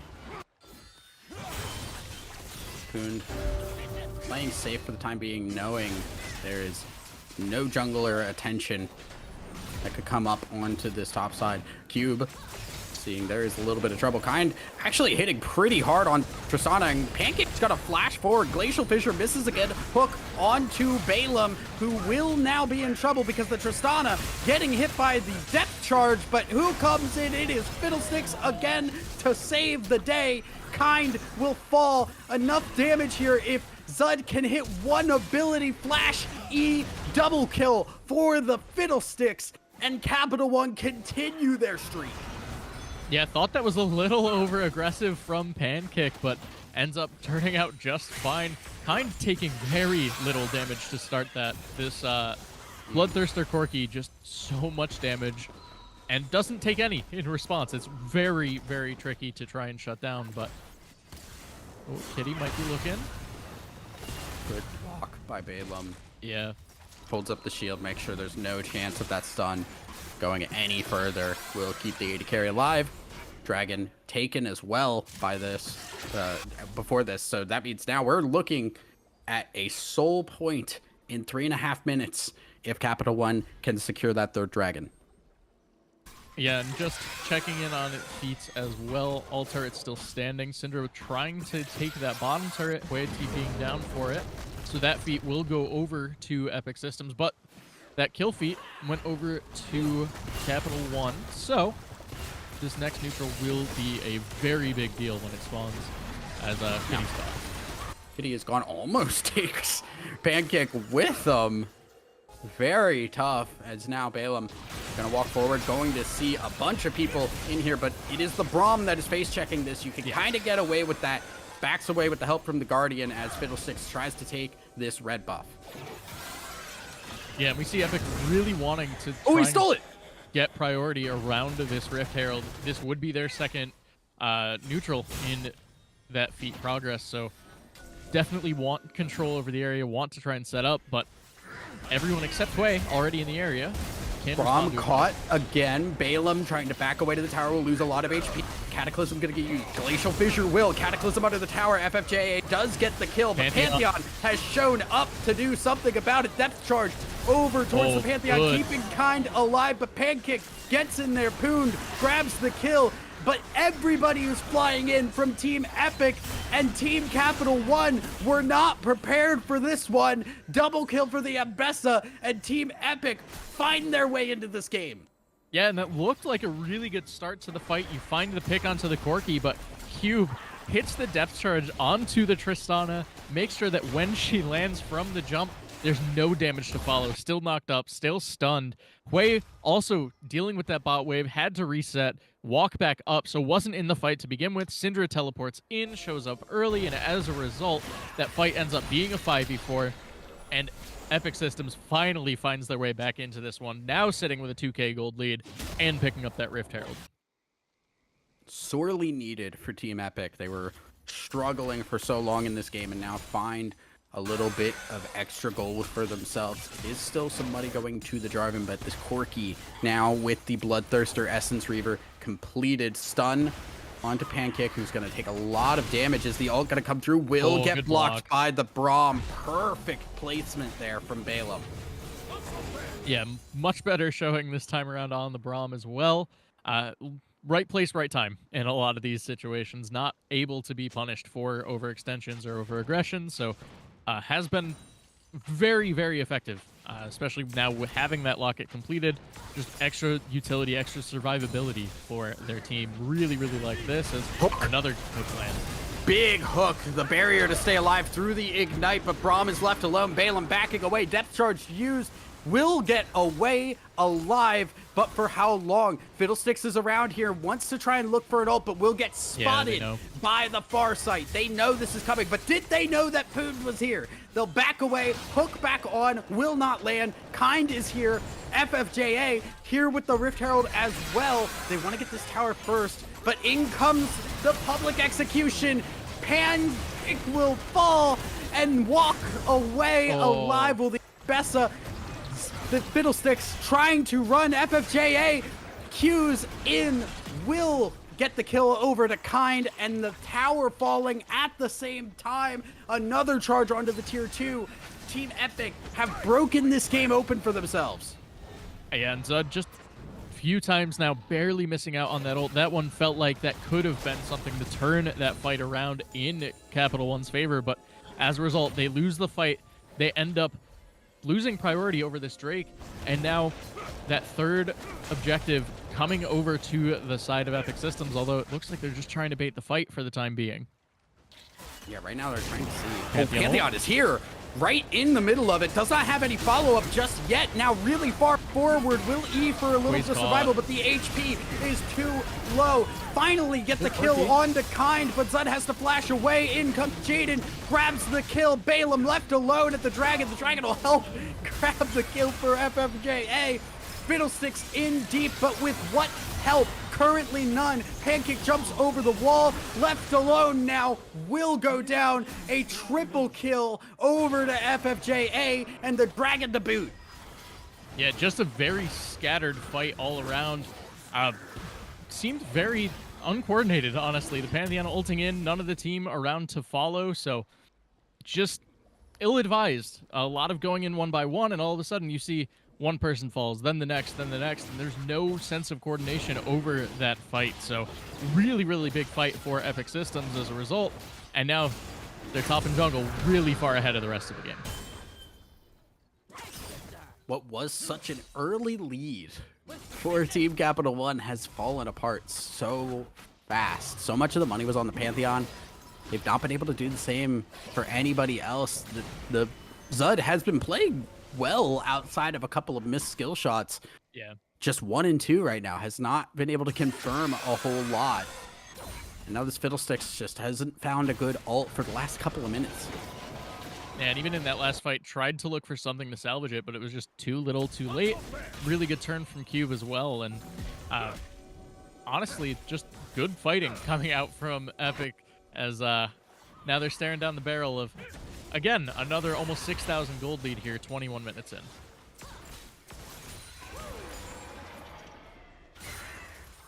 Gonna be seeing Capital One try and clear out what is left in their jungle while they still have the opportunity to. The waves slowly bouncing into their area because they have not taken a single tower just yet. There are multiple towers down, 4 towers down in favor of Team Epic, but there is nothing for Capital One just yet. A lot of gold sitting, waiting to be taken. And I want to bring up a point we talked about during the champion select as well. Look at the vision line coming out for Epic here. You see it's all the way up at the blue buff from, or Capital One's blue buff rather, and goes all the way through towards that Drake pit up to where this pink is being cleared out now. There is nowhere on this map that the Fiddlesticks can be that Epic Systems does not know about. It is so hard for this Fiddle to try and position at all. So, but that's also heads up play too, because you need to recognize that's what you have to do. You have to change your play to make sure vision is a priority against this Fiddle, and it's really good to see that Team Epic recognize this and are adapting correctly. Yeah, and the game does seem to be very focused on vision control here as Cube finds the hook. Gets the hook. There's the Jarvan for the follow-up. Depth charge just to chase away this Tristana. Not going to allow for anything. The Cataclysm used just to keep Tristana in check as Poon has gone onto the backline. The Corki will go low. Poon continuing to chase down. Who can stop the Pantheon? The Syndra stunning other people just to walk away. And the Pantheon flies in to give a little bit of life for Capital One. Yeah, 1 for 1 there when it was really just a quick pick onto Balaam overextending. And a really, really good turn coming out from the Fiddlesticks, from the Pantheon. Poon recognizing, hey, the Corki's out of position, flashing in. You see the Fiddlesticks as a result, flashing to follow it, trying to extend that fight, trying to get something back for it. And another kill into the pocket of Pantheon feels pretty all right at this point in time. Yeah, I think you really want to give some of these over to the Tristana or the Hui, ideally, but Poon's just trying to do what is possible here for the team to give them at least some space, some room to breathe, because the towers are getting pressured more and more. Inhibitor towers are being knocked at, and there's not a lot of time to waste if they want to keep their base intact. Yeah, and it really starts with just reestablishing vision control. We have both neutrals spawning in just over a minute. You end up looking at, all right, what's the fight we want to take? Do we want to try and get to this soul point? Or do we want to try to set up around the Baron? Either way, establishing vision control in that quadrant, trying to get your Fiddlesticks into a spot where it's unseen, and taking the fight off of a massive Fiddlesticks ult. That's the one thing we have yet to really see is a fight-turning Fiddlesticks ult, honestly. So I would like to see, and that does seem to be the plan right now, is Balaam walks in, trying to just get some idea of vision control in this bottom river. Fiddlesticks on the move now. We're going to be seeing Baron and Dragon spawning at very similar times here, being pulled across the map. These teams are going to have to make decisions, and that is a person on a ward right there. Balaam Yeah. in trouble once again, loses half his HP. And that's the frontliner there. That's the one person that has some decent tank stats. Might get baited by the honey for no, Balaam. It was left there to pull you in. Eats the ult, walks away. Depth charge still survives here as the Fiddlesticks is doing so much damage. Poond flies in, but the Syndra's already gone. Zud pulled over the wall, survives. Will back away. Jarvan way ahead of the team now, putting so much onto the Fiddlesticks, who's still surviving. Pancake finally caught out. Kind grabs the kill, but there's the Fiddlesticks still surviving for so long. Shut down on the Jarvan, given to the Pantheon. Poond walking away. A double kill now for Kind, who's still walking away. Poond pumping damage, the E to survive, but not for very long. Gets back under the tower just to survive, and Capital One still struggling in these fights.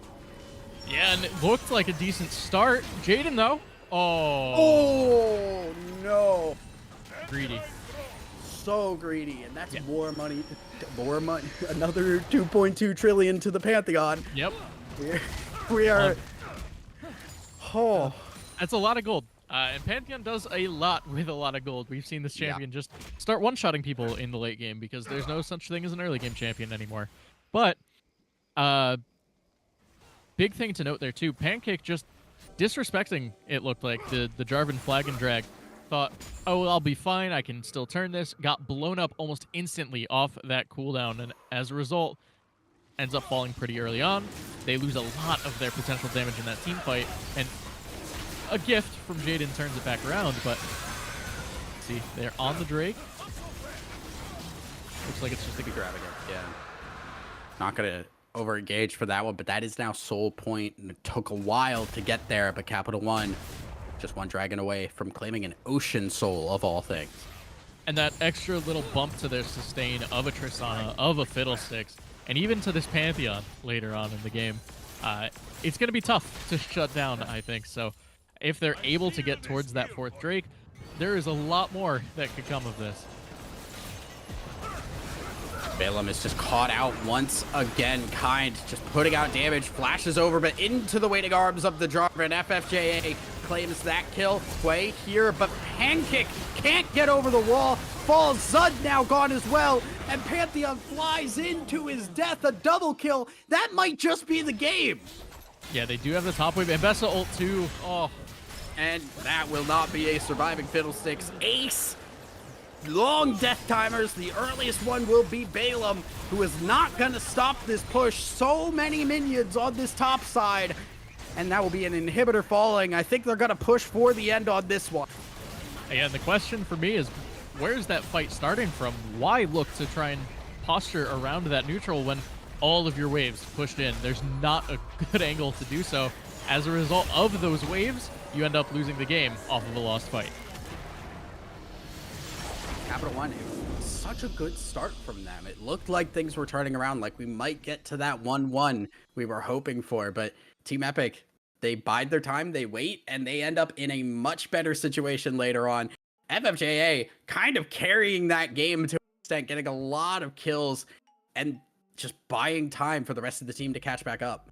Yeah, and again, I'm going to harp on this game 2 once more.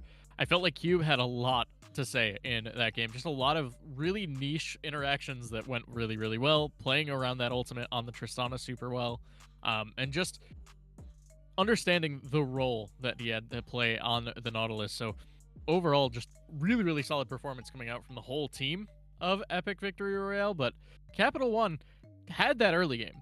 It was theirs, and it just slipped away from them as that game progressed. So a little bit more action in that vein. If they're able to get off the ground and really put their foot to the gas, game 3 could just turn out to be theirs. Yeah, I mean, Pantheon's such a weird character in that, like, he can really take over games for a while, but he doesn't carry a game. It feels like you get really strong to allow your team to catch up with you and control things. Yeah. But it's not you're not going to solo carry a game on the Pantheon, and I think that was just a perfect example of. Yeah, and it definitely is hard to do, but Uh, Definitely felt like it was a good look. The Pantheon did a lot of work. I think Zud on the way didn't quite have the game they wanted. A lot of fights that were so close to just turning around, be it a missile here or just even not having a tiny amount of damage more, right? Like some of these fights, it felt like people were walking away on slivers of health. So uh, a little weaker a performance on the way than the Talia, but again, game 3, still fearless draft. So we're going to see a fresh slate of 10 champs. Anything's possible going into game 3. Absolutely. It is now 2-0 for Epic Victory Royale. Can they close it out with the 3-0? Or will we continue this series just a little bit further? We're going to start draft for game number 3 just after this.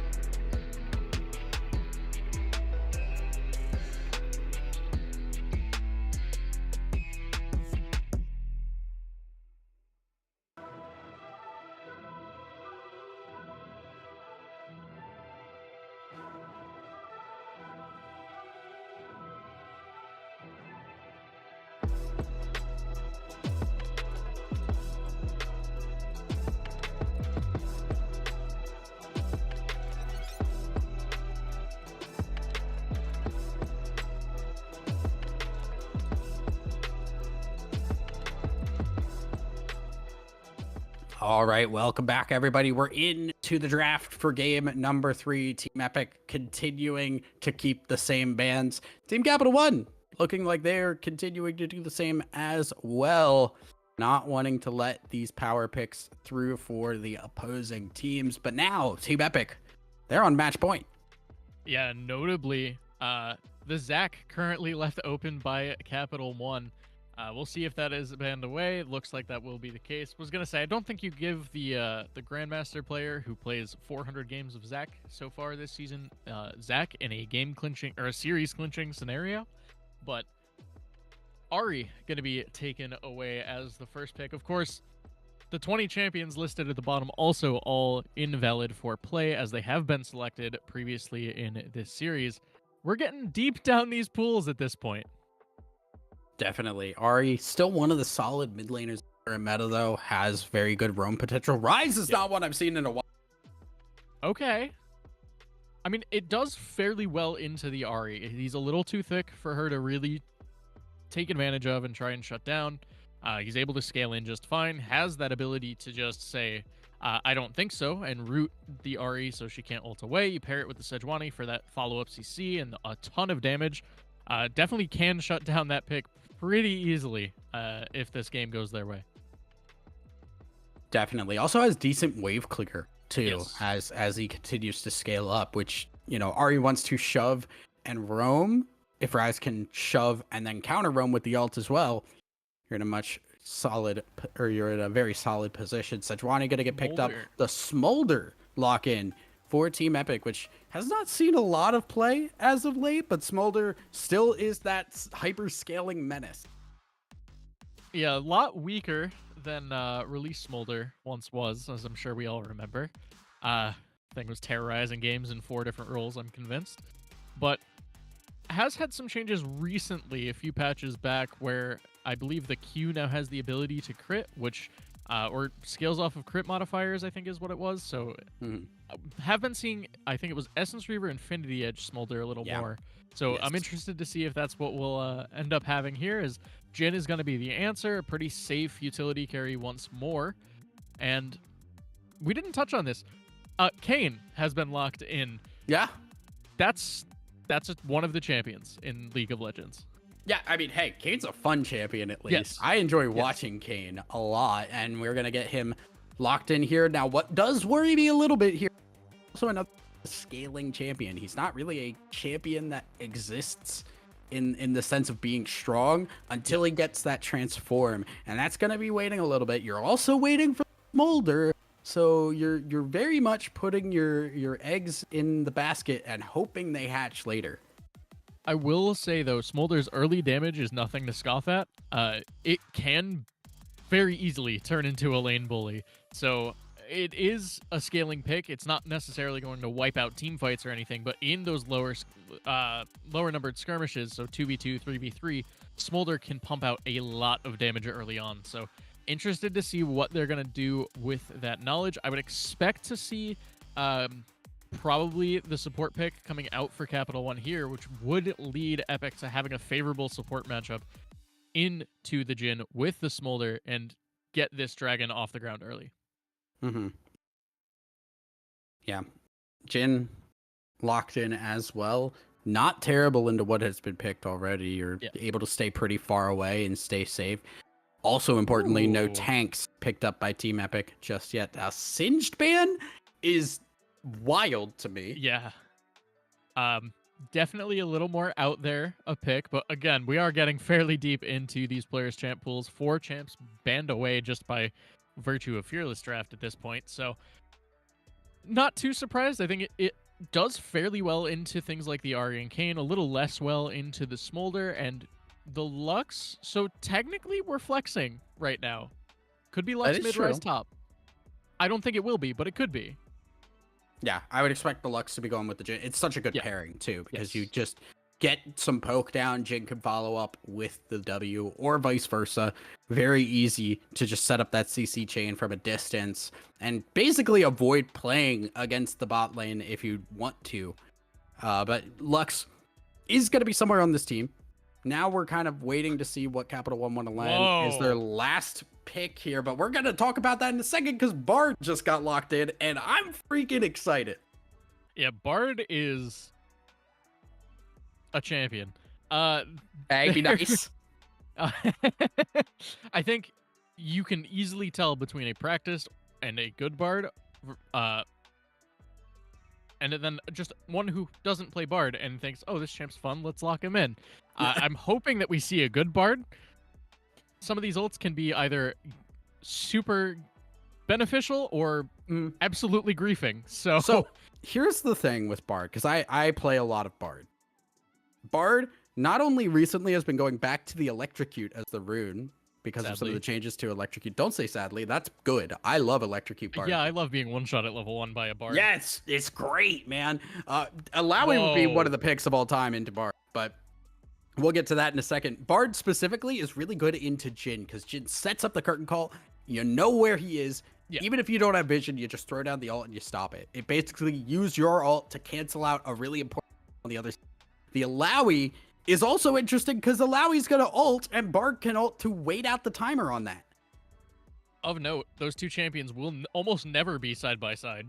So you're going to be using the Bard ult on one of those two things, not both, I would hope. But Alawi into Sion, not the worst matchup for the Alawi, from my understanding. Not at all. Can pretty much eat any tank in a side lane, so I do like this. We saw in both of these first two games, the top laner for Capital One has definitely had the upper hand in the lane phase. It's been after lane that things have gone south. I think playing more towards that strength with something like the Alawi, turn into a side lane menace that can't be shut down easily. I like the look. I like the adaptation, and this seems like the right idea to me. Yeah. No, I think from a lane perspective, the Alawi is great. And even when you're looking at like Kayn, Sion, they both want to be in that fight. Alawi is absolutely fine with that. But yeah, I'm looking at it later in the game. If you're not worried about the curtain call, you could just ult the Alawi after the ult and just walk away, not engage with the ultimate. And Alawi without ult is a huge disadvantage because she really relies on it to be effective in team fight. Yeah, really just relies on all the tentacles that it causes, right? So there is the world where, you know, she sits around and waits for like 30 tentacles to spawn on the choke point, and then you fight her, and that's not going to happen. But it is definitely like almost like a Heimerdinger, right? You want to fight away from the Alawi. You want to pull the Alawi away from wherever she's set up. So yes, if they're able to draw that pressure away, force the Alawi away from all the tentacles that are spawned in topside, the fights go way easier for Epic. Again, you mentioned the Bard. I think that is going to be a key factor either way. If this Bard is good, it could single-handedly carry Epic over the finish line. If it's bad, it could single-handedly drag them back into Game 4. So it is a very polarizing pick, to say the least. Yeah, I mean, what you'll see from a Bard who really knows what they're doing is ideally they know to use their ult on the back line just to stop the damage in a fight. If you're getting the ult onto the Rise, onto the Jhin, on Lux, it's just the Alawi and the Sejuani that you have to deal with gives so much time for Ahri and Smolder to burn those health bars down, and then you're just stopping any DPS from hitting your own tanks. So that's the mark of a good Bard. Also, like we said, looking to stop those big ultimates from the Alawi, from the Jhin. Watching too, again, kind of a big thing with Bard is you can stop Rift Herald. If a Rift Herald comes in on your tower and you just ult it, the charge does nothing at all. Yeah. I mean, from what we've seen, I don't know if Capital One's going to have access to the Rift Herald this time around. Yep. Definitely didn't last game, that's for sure. But you mentioned as well the Ahri having the ability to roam, having the ability to play towards those side lanes. And something that comes to mind for me as well with that is Rise. Rise is like the premier you are roaming to side lane champion.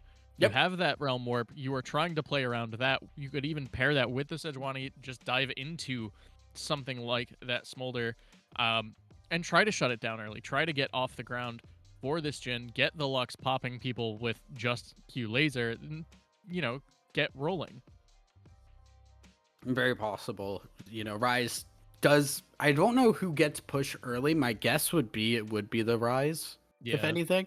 I'm not the most knowledgeable on mid lane push-ups, but if the Rise could start to roam around, ult behind the bot lane, that might push in. I don't expect bot lane to push in. I expect Smolder Bard to just be sitting at tower against a Lux of all things.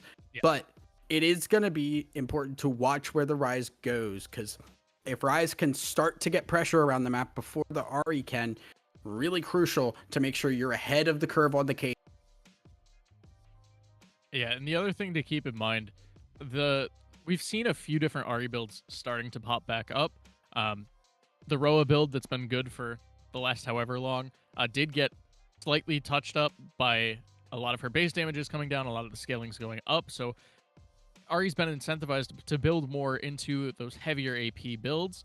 With that said, she really can't go like full assassin burst mage style into Alawi Sedge Rise. It's really hard for Ahri to play the game like that. So I'm expecting to see that Roa build to come through again, see like the Roa Leandries, and as a result, Rise will easily have the push in that mid lane, especially early on. So it could change depending on if that build changes, but again, I think a lot of this is going to fall on how well Cube is, how well versed Cube is on the Bard. Very, very much so. I think we'll know too just by what is being built here, because like Bard famously can kind of do whatever the hell he just works with about anything. What I have seen lately has been the electrocute, has been going for something in terms of like a dead man's plate for the early roams, trying to get around the map, and a redemption, very classic Bard compared to what we had seen recently.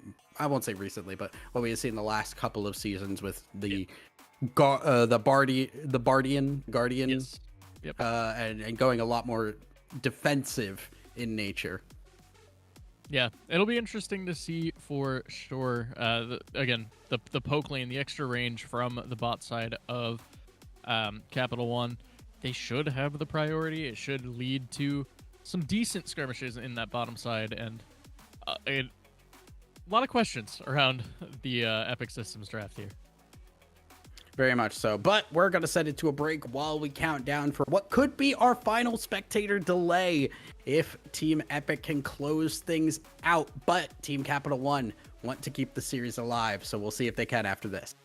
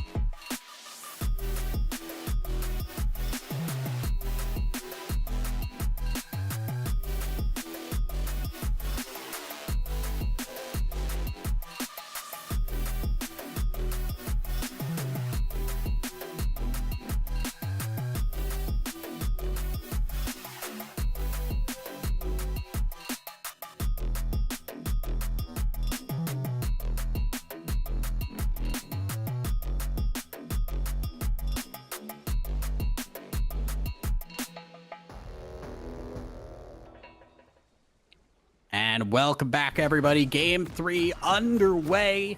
Teams again on the same sides.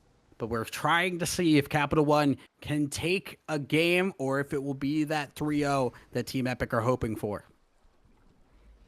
Yeah, and we were talking about this a little bit during the load screen. I still really like the fact that there's a lot of different avenues for Capital One to play this one out. I think you have the strength of the Alawi, you have the pairing with the Sedge. You can try to play towards this top side, get your Alawi off the ground. We saw Poon looked really comfortable on the Pantheon last game, especially with a lead. Yeah. Looked fairly comfortable on the Nocturne even. Had a decent lead early on in that one, or at least was leading in terms of pressure. And Alawi with a lead, again, something I think we've all experienced in solo queue. Absolutely impossible to shut this champion down if she gets ahead. Very much so. Even when she's not ahead, she just hits the E, and it's like, okay, I don't get to play the video game until she's done with that. Half of my HP is gone, and I can't do anything about it. Stuff sucks. I want to point out we did get the electrocute on the Bard, so we are getting at least some knowledge here of what the current builds are. No Bardian. No Bardian, and I'm chill with that. I hated Guardian Bard. It was so boring, it made me stop playing the champion. Do have Dark Harvest on the Kayn, though, so indicating a little bit more of the aggressive side of Kayn, maybe getting a blue Kayn. Nah, the build as of late for Kayn, and this also irks me, but personal gripes, of course, has been going red form full lethality and just being a menace and healing your whole health bar because red Kayn. So I'm expecting to see that more likely than not. Let me hope and dream. I mean, if the Kayn starts the game and is like 10-0, maybe we see a blue Kayn, but even then, I think it's more likely to be red. Absolutely. Things getting underway here, level 2. Gonna get picked up very shortly. Cube obviously hitting it a little bit faster thanks to the chimes, but will be picked up nonetheless. And Pancake and Balaam now pretty on for what they want to do in this lane, which is just poke and be really obnoxious with their CC. All right, I'm going to start picking up tips and tricks from Kitty here. Miss a Q on Ari, and then just spam crab emotes. I'm a big fan. That is definitely the right way to go about it. Yeah, I think I should start learning mid lane for that one. Yeah, who's got the answer to? But yeah, this is pretty much as expected in the top lane. Poon just eating Laui alive, bot side. More fighting, and there is the Sejuani early ganking here. Will flash away, Ignite ticking down, Kind gets the kill, but for what here is using the heals to stay alive, the barrier as well. Balaam will fall to the Kayn. Now it is 1v1, and Pancake not gonna survive too long here. Flash auto, a 2-0 Kayn early on, and Feat of Warfare going to Team Epic. Yeah, big start there for the Kayn as well. We mentioned Charm Flash. Charm Flash, Sud won't survive. Cube is the one that takes the kill, and meeting Wokitty just gonna give thumbs up and back away. Love the emotes, man. This is high quality. But yeah, Cube already roaming on the Bard as well. I think we glossed over that one. Bard just able to run everywhere in the map all the time. Champion is never in his own lane. So not too surprised to see that one. Is yep, Jaden's having fun. No! That's the opposite of fun. Poon just gonna go under tower here. Has the W to jump, gets the kill, but I think might die for this one. Flash is still slowed. The move speed, will it be enough? Can Poon walk it out? Does survive, doesn't get hit by the tower. And FFJA, no, with a fourth shot on the wrong person. And this Kayn still survives. Smolder flying in, gets rooted. Almost gets hit there, Pancake does, by the Bard Q. Rise moving down for this fight, but I think they get out of this one. Yeah, every fight, oh wow. Every fight very, very tense at this point in time. I think both teams recognizing the gravity of this game, and so far it's turned out in the favor of Epic, but it's been close on both sides. As now Poond is struggling up there. Kitty. Yeah. No flash. Kitty. No flash. No way out. Sud getting a kill now in the mid lane, which is huge for that Rise scaling. Yeah, and gets him off the ground. Shuts down any potential of that Dark Seal as, oh no. Oh, wow. How in the hell does Sion get a kill in that lane? Yeah, I guess Alawi just took a few too many minions there. rather unfortunate sequence of events. Don't know how much that'll matter in the grand scheme of things. The wave is lost, of course. Cyan has the XP lead now, but once Alawi gets to that level 6 point is really when this lane gets even worse for the Cyan. Yeah. You know, getting a kill does not absolve you of the pain that you're probably going to experience from this. It's a coal. But you know what? I can understand why. Bard now doing Bard things, going in behind. There is no mana on this Lux, and Balaam will get picked off. Beautiful play there by Cube. I think we now have our answer of if this is a Bard who knows what they're doing or not. I'm going to withhold judgment until I see ults start flying, but... Nah, so you don't far, do that unless you know Bard. What? I've seen a lot of bad Bards, man. I've been a lot of bad Bards. I was going to say, I've seen your Bard. Yeah, it's unfortunate when that one gets locked in. But this Bard looks to be a little bit better of a story at this point in time. Yeah, just Poon eating all of these Qs. Eating all these Qs, and also did not have a tentacle that soul there either, so didn't get any extra help. Yeah.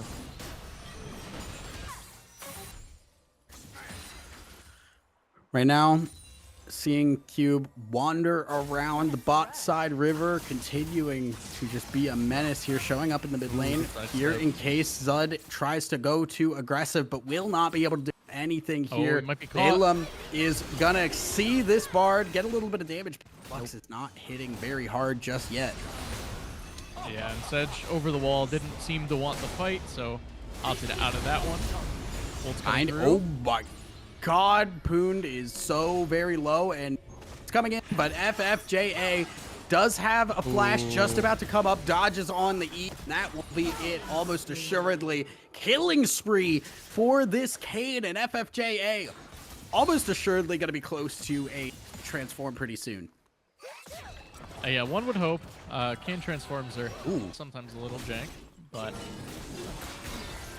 They work weird in that you get more orbs the later into the game you go. So it's like early orbs don't matter as much, but it's weird.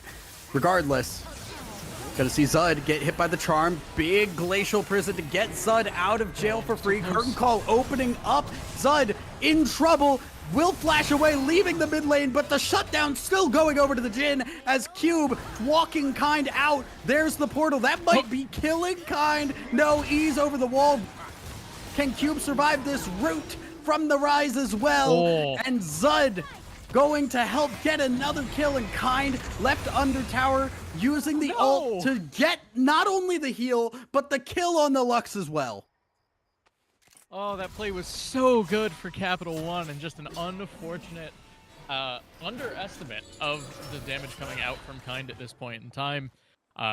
Balaam does end up falling, giving over a third kill to this Smolder, but ultimately, a kill in the pocket of Jhin. Your Rise now 3-1. We saw what Zud did with the lead on the Talia in Game 1, and how different it was when in Game 2 that same lead wasn't available. So definitely a stronger start now for the mid laner of Capital One.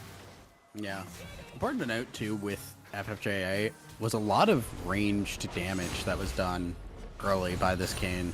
So hitting ranged characters, getting more blue orbs than the red. So could be waiting to see if the red comes through if that was not managed correctly.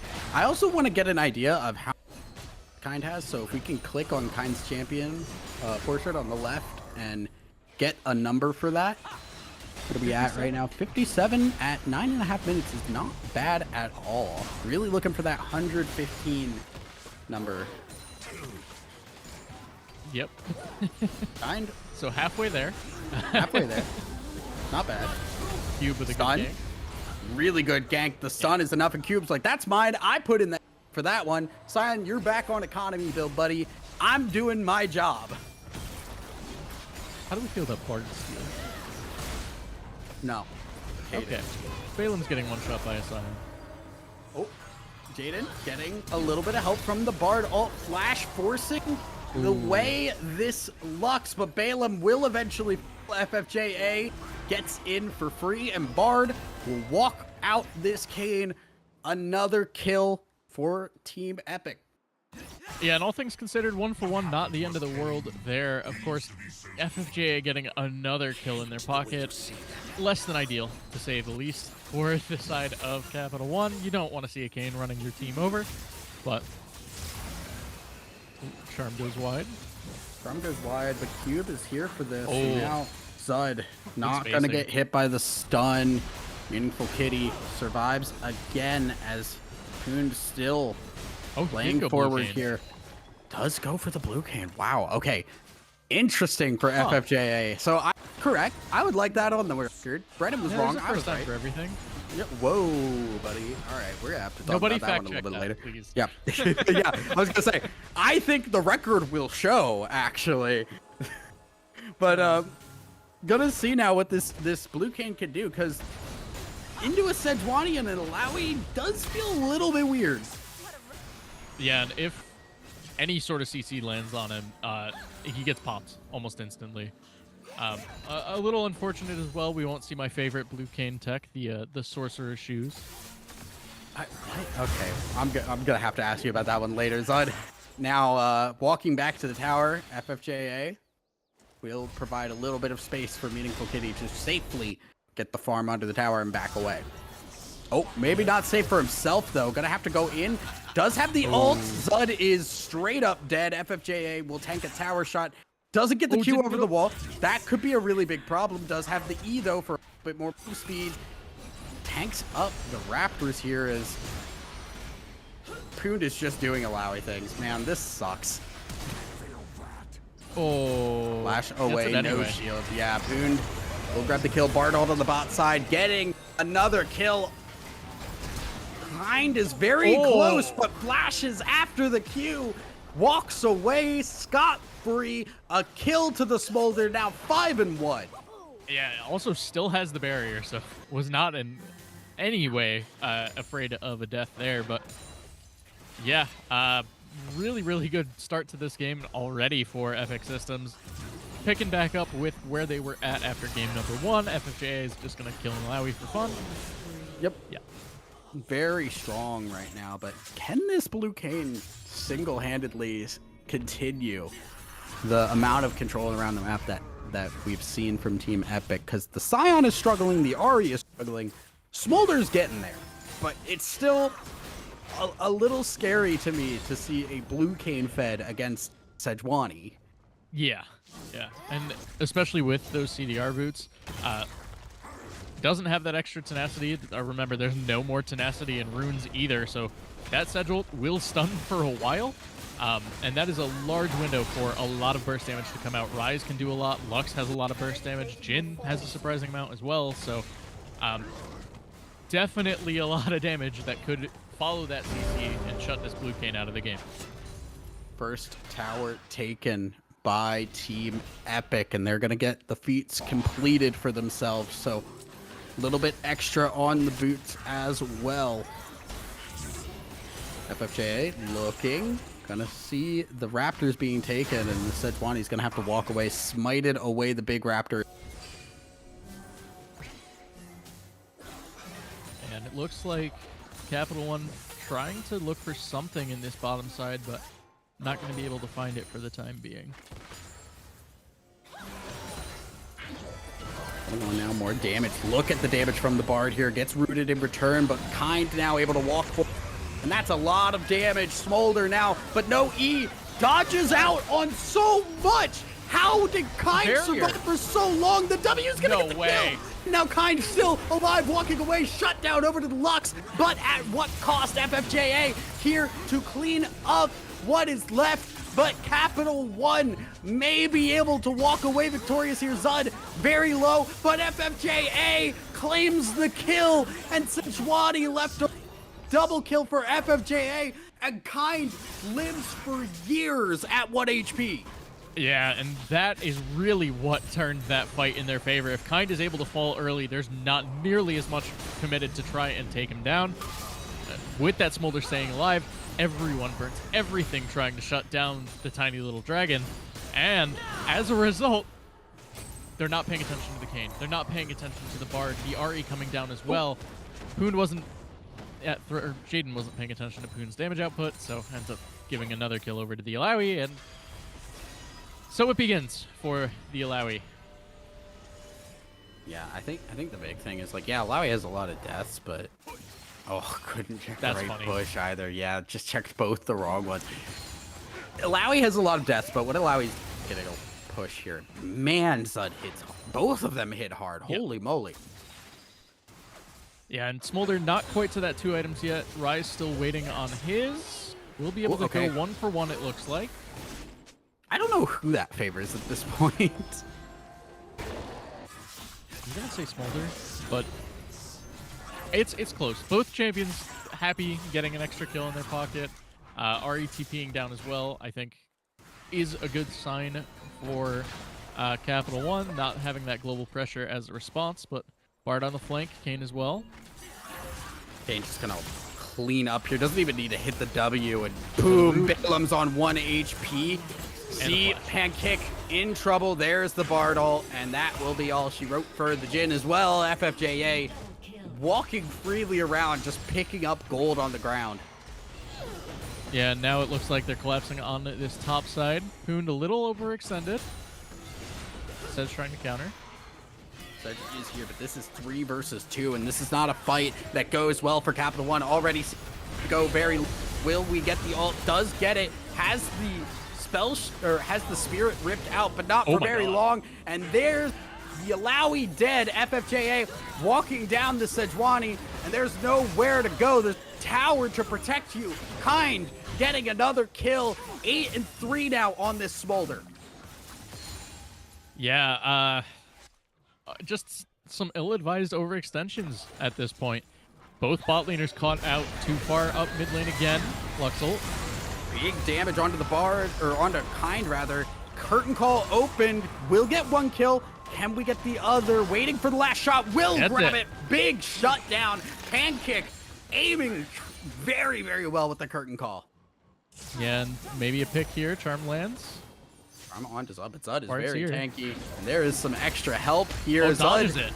Dodges out here, will survive for just a little bit longer, the extra move speed, but the flash charm onto Zud isn't enough damage. Zud burning down from the Ignite Cube, grabs that kill. The heal, so impactful to get Meaningful Kitty away. No more ults. Charm gonna force the Sejuani to walk towards the Ahri, and Alawi is here to try and finish off this kill. I don't think Meaningful Kitty will survive for too long here.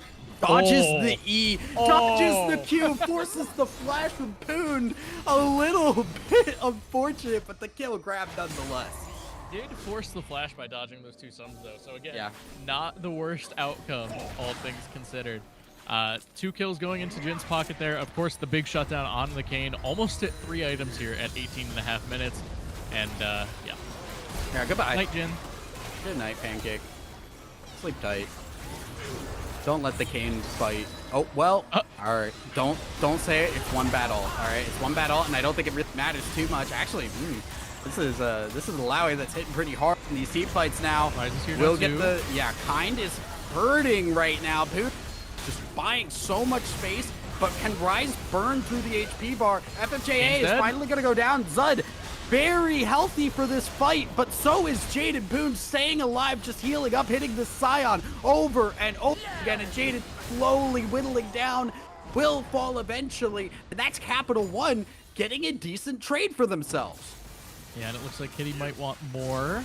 I don't think Kitty wants this. Dodges the charm. What a juke there from Zud. Dodges the bubble as well, but you can't dodge the click from Kind, who is online at this point. Flashes in to get the kill. Trades now. Lux ult, not going to be enough to grab a kill, but it is 1 for 1, and it's the Bard that grabs the kill on the Rise. Yeah, actually a very well played there from Zud. I thought he was crazy going for that flash play in. Thought it was just going to be an attempt to run away, but instead turns, goes 1 for 1, trades once more with the Smolder, and that one definitely feels good to be the Rise. Bard picking up that kill, and it looks like they might have priority on this Drake.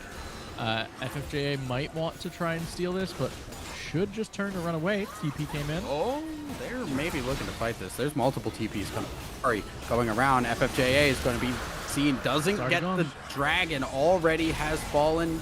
He hits from Poond. Will start beating away on that Scion Soul, but they're getting into the backline. Balaam has again. Capital One in trouble as Balem's gonna get hit by the Bartle. Can they follow up on it? Goes on to the Jin. I don't think Pancake's surviving for too much longer. Will fall. Oh my god. There's the Glacial Prison on to FFJA, but the Bard stun on the other side. Luxalt won't save them now. Balem left alone as Cube continuing to run down with the team. Meaningful Kitty getting a double kill, and Jaden will watch the Sejuani take the Gromp rather, and I think that might not be worth it. Will fall eventually. Jumps under the tower, maybe gonna get away. Survives just barely, but Capital One again on the back foot. Yeah, just a really sloppy fight all around.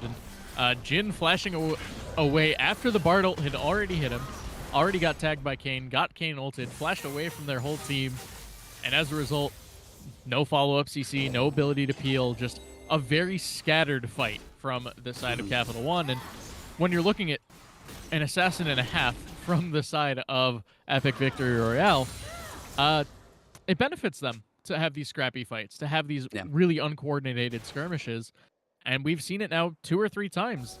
FFJA now 15-4-3 on the Kayn. This is... that's a lot. That's a lot of gold. That's a lot of gold right now, too. I also... Can we get another stack check on Kind here and get an idea? 176. We're almost at smolding point. Yeah, it's almost as I like to call it. Yeah. So that is huge. Already Kind's hitting hard. About to get that execute at the same time too. And the one thing that you had, an opportunity to try and take Kind out. Oh, Kind's dead. Good pick. Good pick. Good. Holy moly. Okay, I take back everything I said. If Kind just walks like that and they get the root, it's easy. Good follow-up from Balem, too. Want to call that out. Yeah. And good follow-up. Another one. Beautifully done. This is beautiful by Capital One. They finally realized what they can do. Root into root into root into kill every time with these champions. Yeah, and unlike Arena, there is no combo breaker in Summoner's Rift, so that CC will last. There's no way to get out of that. So if one hits, they do all just hit. Charm goes wide here, Cyan ult coming in. Getting the ult from Poon, but there's no soul, so they're not getting a lot from the tentacles. Will just fall. Meaningful Kitty grabs that kill. So still, Team Epic continuing to keep a level of control on this game, at least in some areas of the map. And of note, Capital One right now, sitting at 3 Drakes to 0. It is, I believe, another Ocean map, which means Ocean Soul Alawi sounds very fun. Ocean Soul Sejuani sounds very fun. Even Rise, honestly, is just also very tanky as a mid laner here. Has the Zonias, has the Seraphs, Roa completed as well. There's so many tanky stats here built up for this Rise. Ooh, that is a 16-stack Medjay as well on Kitty. Oh, that's a BM book. I'm really surprised to see the Medjays actually. 3 and 3 building a Medjays is very ballsy, but Otacon is going to go down, and that's a huge win because they are absolutely going to pop somebody in a fight, and that extra damage, that extra slow, can be the difference. Yeah, it can be the difference between Kind getting into a fight or not. Yeah. We do have the Ocean Drake here spawning in just under a minute as well. Epic, once again, first in the river, first getting control over the neutral, and now we see the minion push getting the slow on Poon, but Rise split pushing the top lane the whole time. Might be able to turn something here. Gets hit with the charm, and that's crucial there now as FFJA does use the Zonias, but I don't think that's going to accomplish a whole lot. Yeah, FF shows up once again and take a little bit longer, but gets the kill. Now fight on the other side as well. Grabs the soul, will now turn back onto the Scion here. Ult is down. Bartle keeps the Scion alive, and now another soul ripped out. Scion finally falls. Pancake using the barrier to stay alive against this Kayn. Opens the curtain call as Poon is walking back over to the team. They don't have the ability to keep taking this fight. They're losing HP slowly but surely, and they will disengage. Successful in getting their single kill. Watch for Kayn. Okay, well, 1-for-1, but I think Jaden is more than okay seeing the Rise fall for their own life. So, Lowy teleporting in already. Cube playing interruption. Yeah, the dragon is being started up here. They really want to get this dragon, keep the soul away because it's Sedge so is here. important. Yeah, Sedge gets in a little bit too late, can't get the dragon, and they're just going to disengage, not even going to try and fight that one. A big dragon take by Team Epic. Yeah, just about a half second too late there from the Sedge. But yeah, good Baron angle, I would say. Whole team forced to run away. Granted, their Baron damage really, really low, so it feels like they should just set up, try to look for a pick, try and bait the other team into face-checking them, but Jin on the reset, Malawi walking away, looks like they're just putting vision down and running away. It's so hard to stop them from checking the Baron, too, because you've got Ari who can dash away, you've got Bard with the portals, you've got Sion who's tanky as hell, Kayn just walks through walls. Like, who are you gonna stop from checking the Baron? Oh no, not that. That is a big stun there. Balaam gets the shield. Will the ignite take? No. Will not hit the ult either. And that's a lot burned there. Flash is gone from this Lux though. Yeah. Decent pick. Does end up in the summoner advantage, of course, but a lot of damage from this. There's another route. The portal is open, but Bard can't walk through it. Zud hitting the Zonias to stay up. Big. Or big Smolder will be getting those stacks in for the execute. Sion trying to frontline here. Zud flashing away, might burn down and die. The big Otacon buff is hitting Poon, going low, will survive for a little bit longer, but Kind is free hitting right now, and there's FFJA to close it out. Another ace for Team Epic, and they're at least gonna get an inhibitor off. Yeah, and Smolder taking over to that final evolution of his passive. Just so much work done. I might have only gotten 1 or 2 executes in that fight, but either way, just the threat of it, zoning away so much damage from the side of Capital One. And now you see another 9,000 gold lead right now. Kind gonna hit this inhibitor, just pressuring Capital One so hard. And it's so hard for them to play these fights. So much space made by Jaden on this Sion. And FFJ just so strong, blowing up anyone that dares look at him the wrong way. Yeah, I mean, they keep trying to take this Sion down, but 443 stacks on the Heartsteel right now has built up so much HP. And again, it's a Jhin. It's a Jhin building lethality here. Yeah. You're not chewing through that Sion very easily. The Rise is doing his best to do something about it, but Cube just ignores the Sejuani entirely. It just, they don't have the time to do something. Now, jumping over the wall, Sejuani will get away. Jaden's like died a lot, but it's always been in the exchange of something greater past this lane phase. Yeah, and you mentioned the lethality on the Jhin. I don't even hate it this time around. If your goal is just try to blow up the Kayn before the Kayn blows you up, right? You're not going to deal with the Sion anyway, so might as well try to make yourself super useful that way, but just has not panned out that way thus far, and now Zud caught once more, maybe? Yeah, I don't know who caught who, but Zud might be in trouble. Should still have the Zonias, does have it, and that's the Kayn falling. That's the Heartsteel stack proccing, and now they might have a big fight on their hands. Kind, though, has shown up to this. The Sejuani will get popped. Pancake run down by the tank and the Bard, and now Zud left on the opposite side of the map here will not be able to clear, and they might get another inhibitor tower. Yeah, and it's just overcommitting, not knowing where the rest of the team is coming from. Sion just on the opposite side of the fight, coming from below the red buff and able to zone off the bot lane. Kill them both, honestly, and then look, it's just such a huge fight win for Epic Victory Royale. It's hitting a really big breaking point. Kind is deleting people at this point. Zud gets hit by the Bard ult, tries to walk away. There's not enough minions here. Jaden can tank for a long time, though. They will take the tower before Jaden goes down and in, grabs the kill onto the Rise as more people are respawning, but the Nexus is falling. They just need to hit it, and that'll be Team Epic taking the series 3-0. Yeah, and in very convincing fashion. A little bit of a slip up in that second game, I'd say. That early game just really, really well played by Capital One in game number 2. But they did turn it back around. They ended up taking game 2, and games 1 and 3 were both just incredibly dominant start to finish. Yeah, I mean, Team Epic, we were going in saying they're the top seed. They should be in control of the game.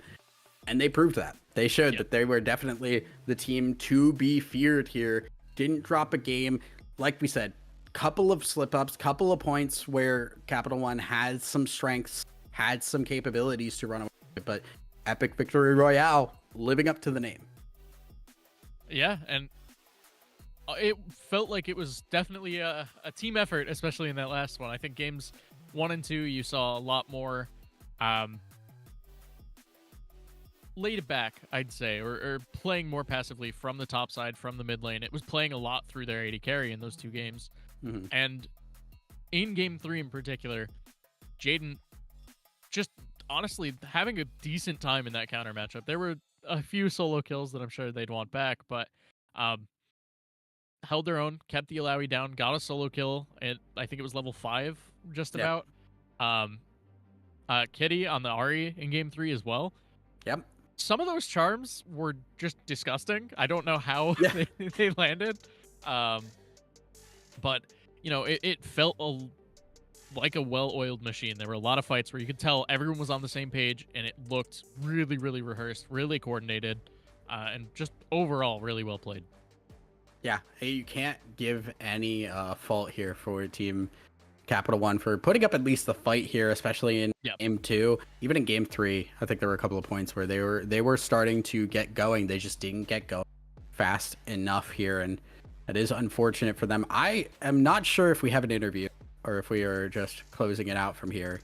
I did not check that beforehand. Okay, no interview is what I'm being told. So that is actually all she wrote for us. Congrats again to Epic Victory Royale. Their victory to win about $1,080 for their charity, which is Doctors Without Borders. But $540 going over to Capital charity, which is the Epilepsy Foundation. So again, big congratulations for both those teams getting a lot to their. Yeah, and also quick shout outs to AWS's fall split failures, winning $180 for Healing House. That's not failure. They got third place. Guys. Yeah, come on.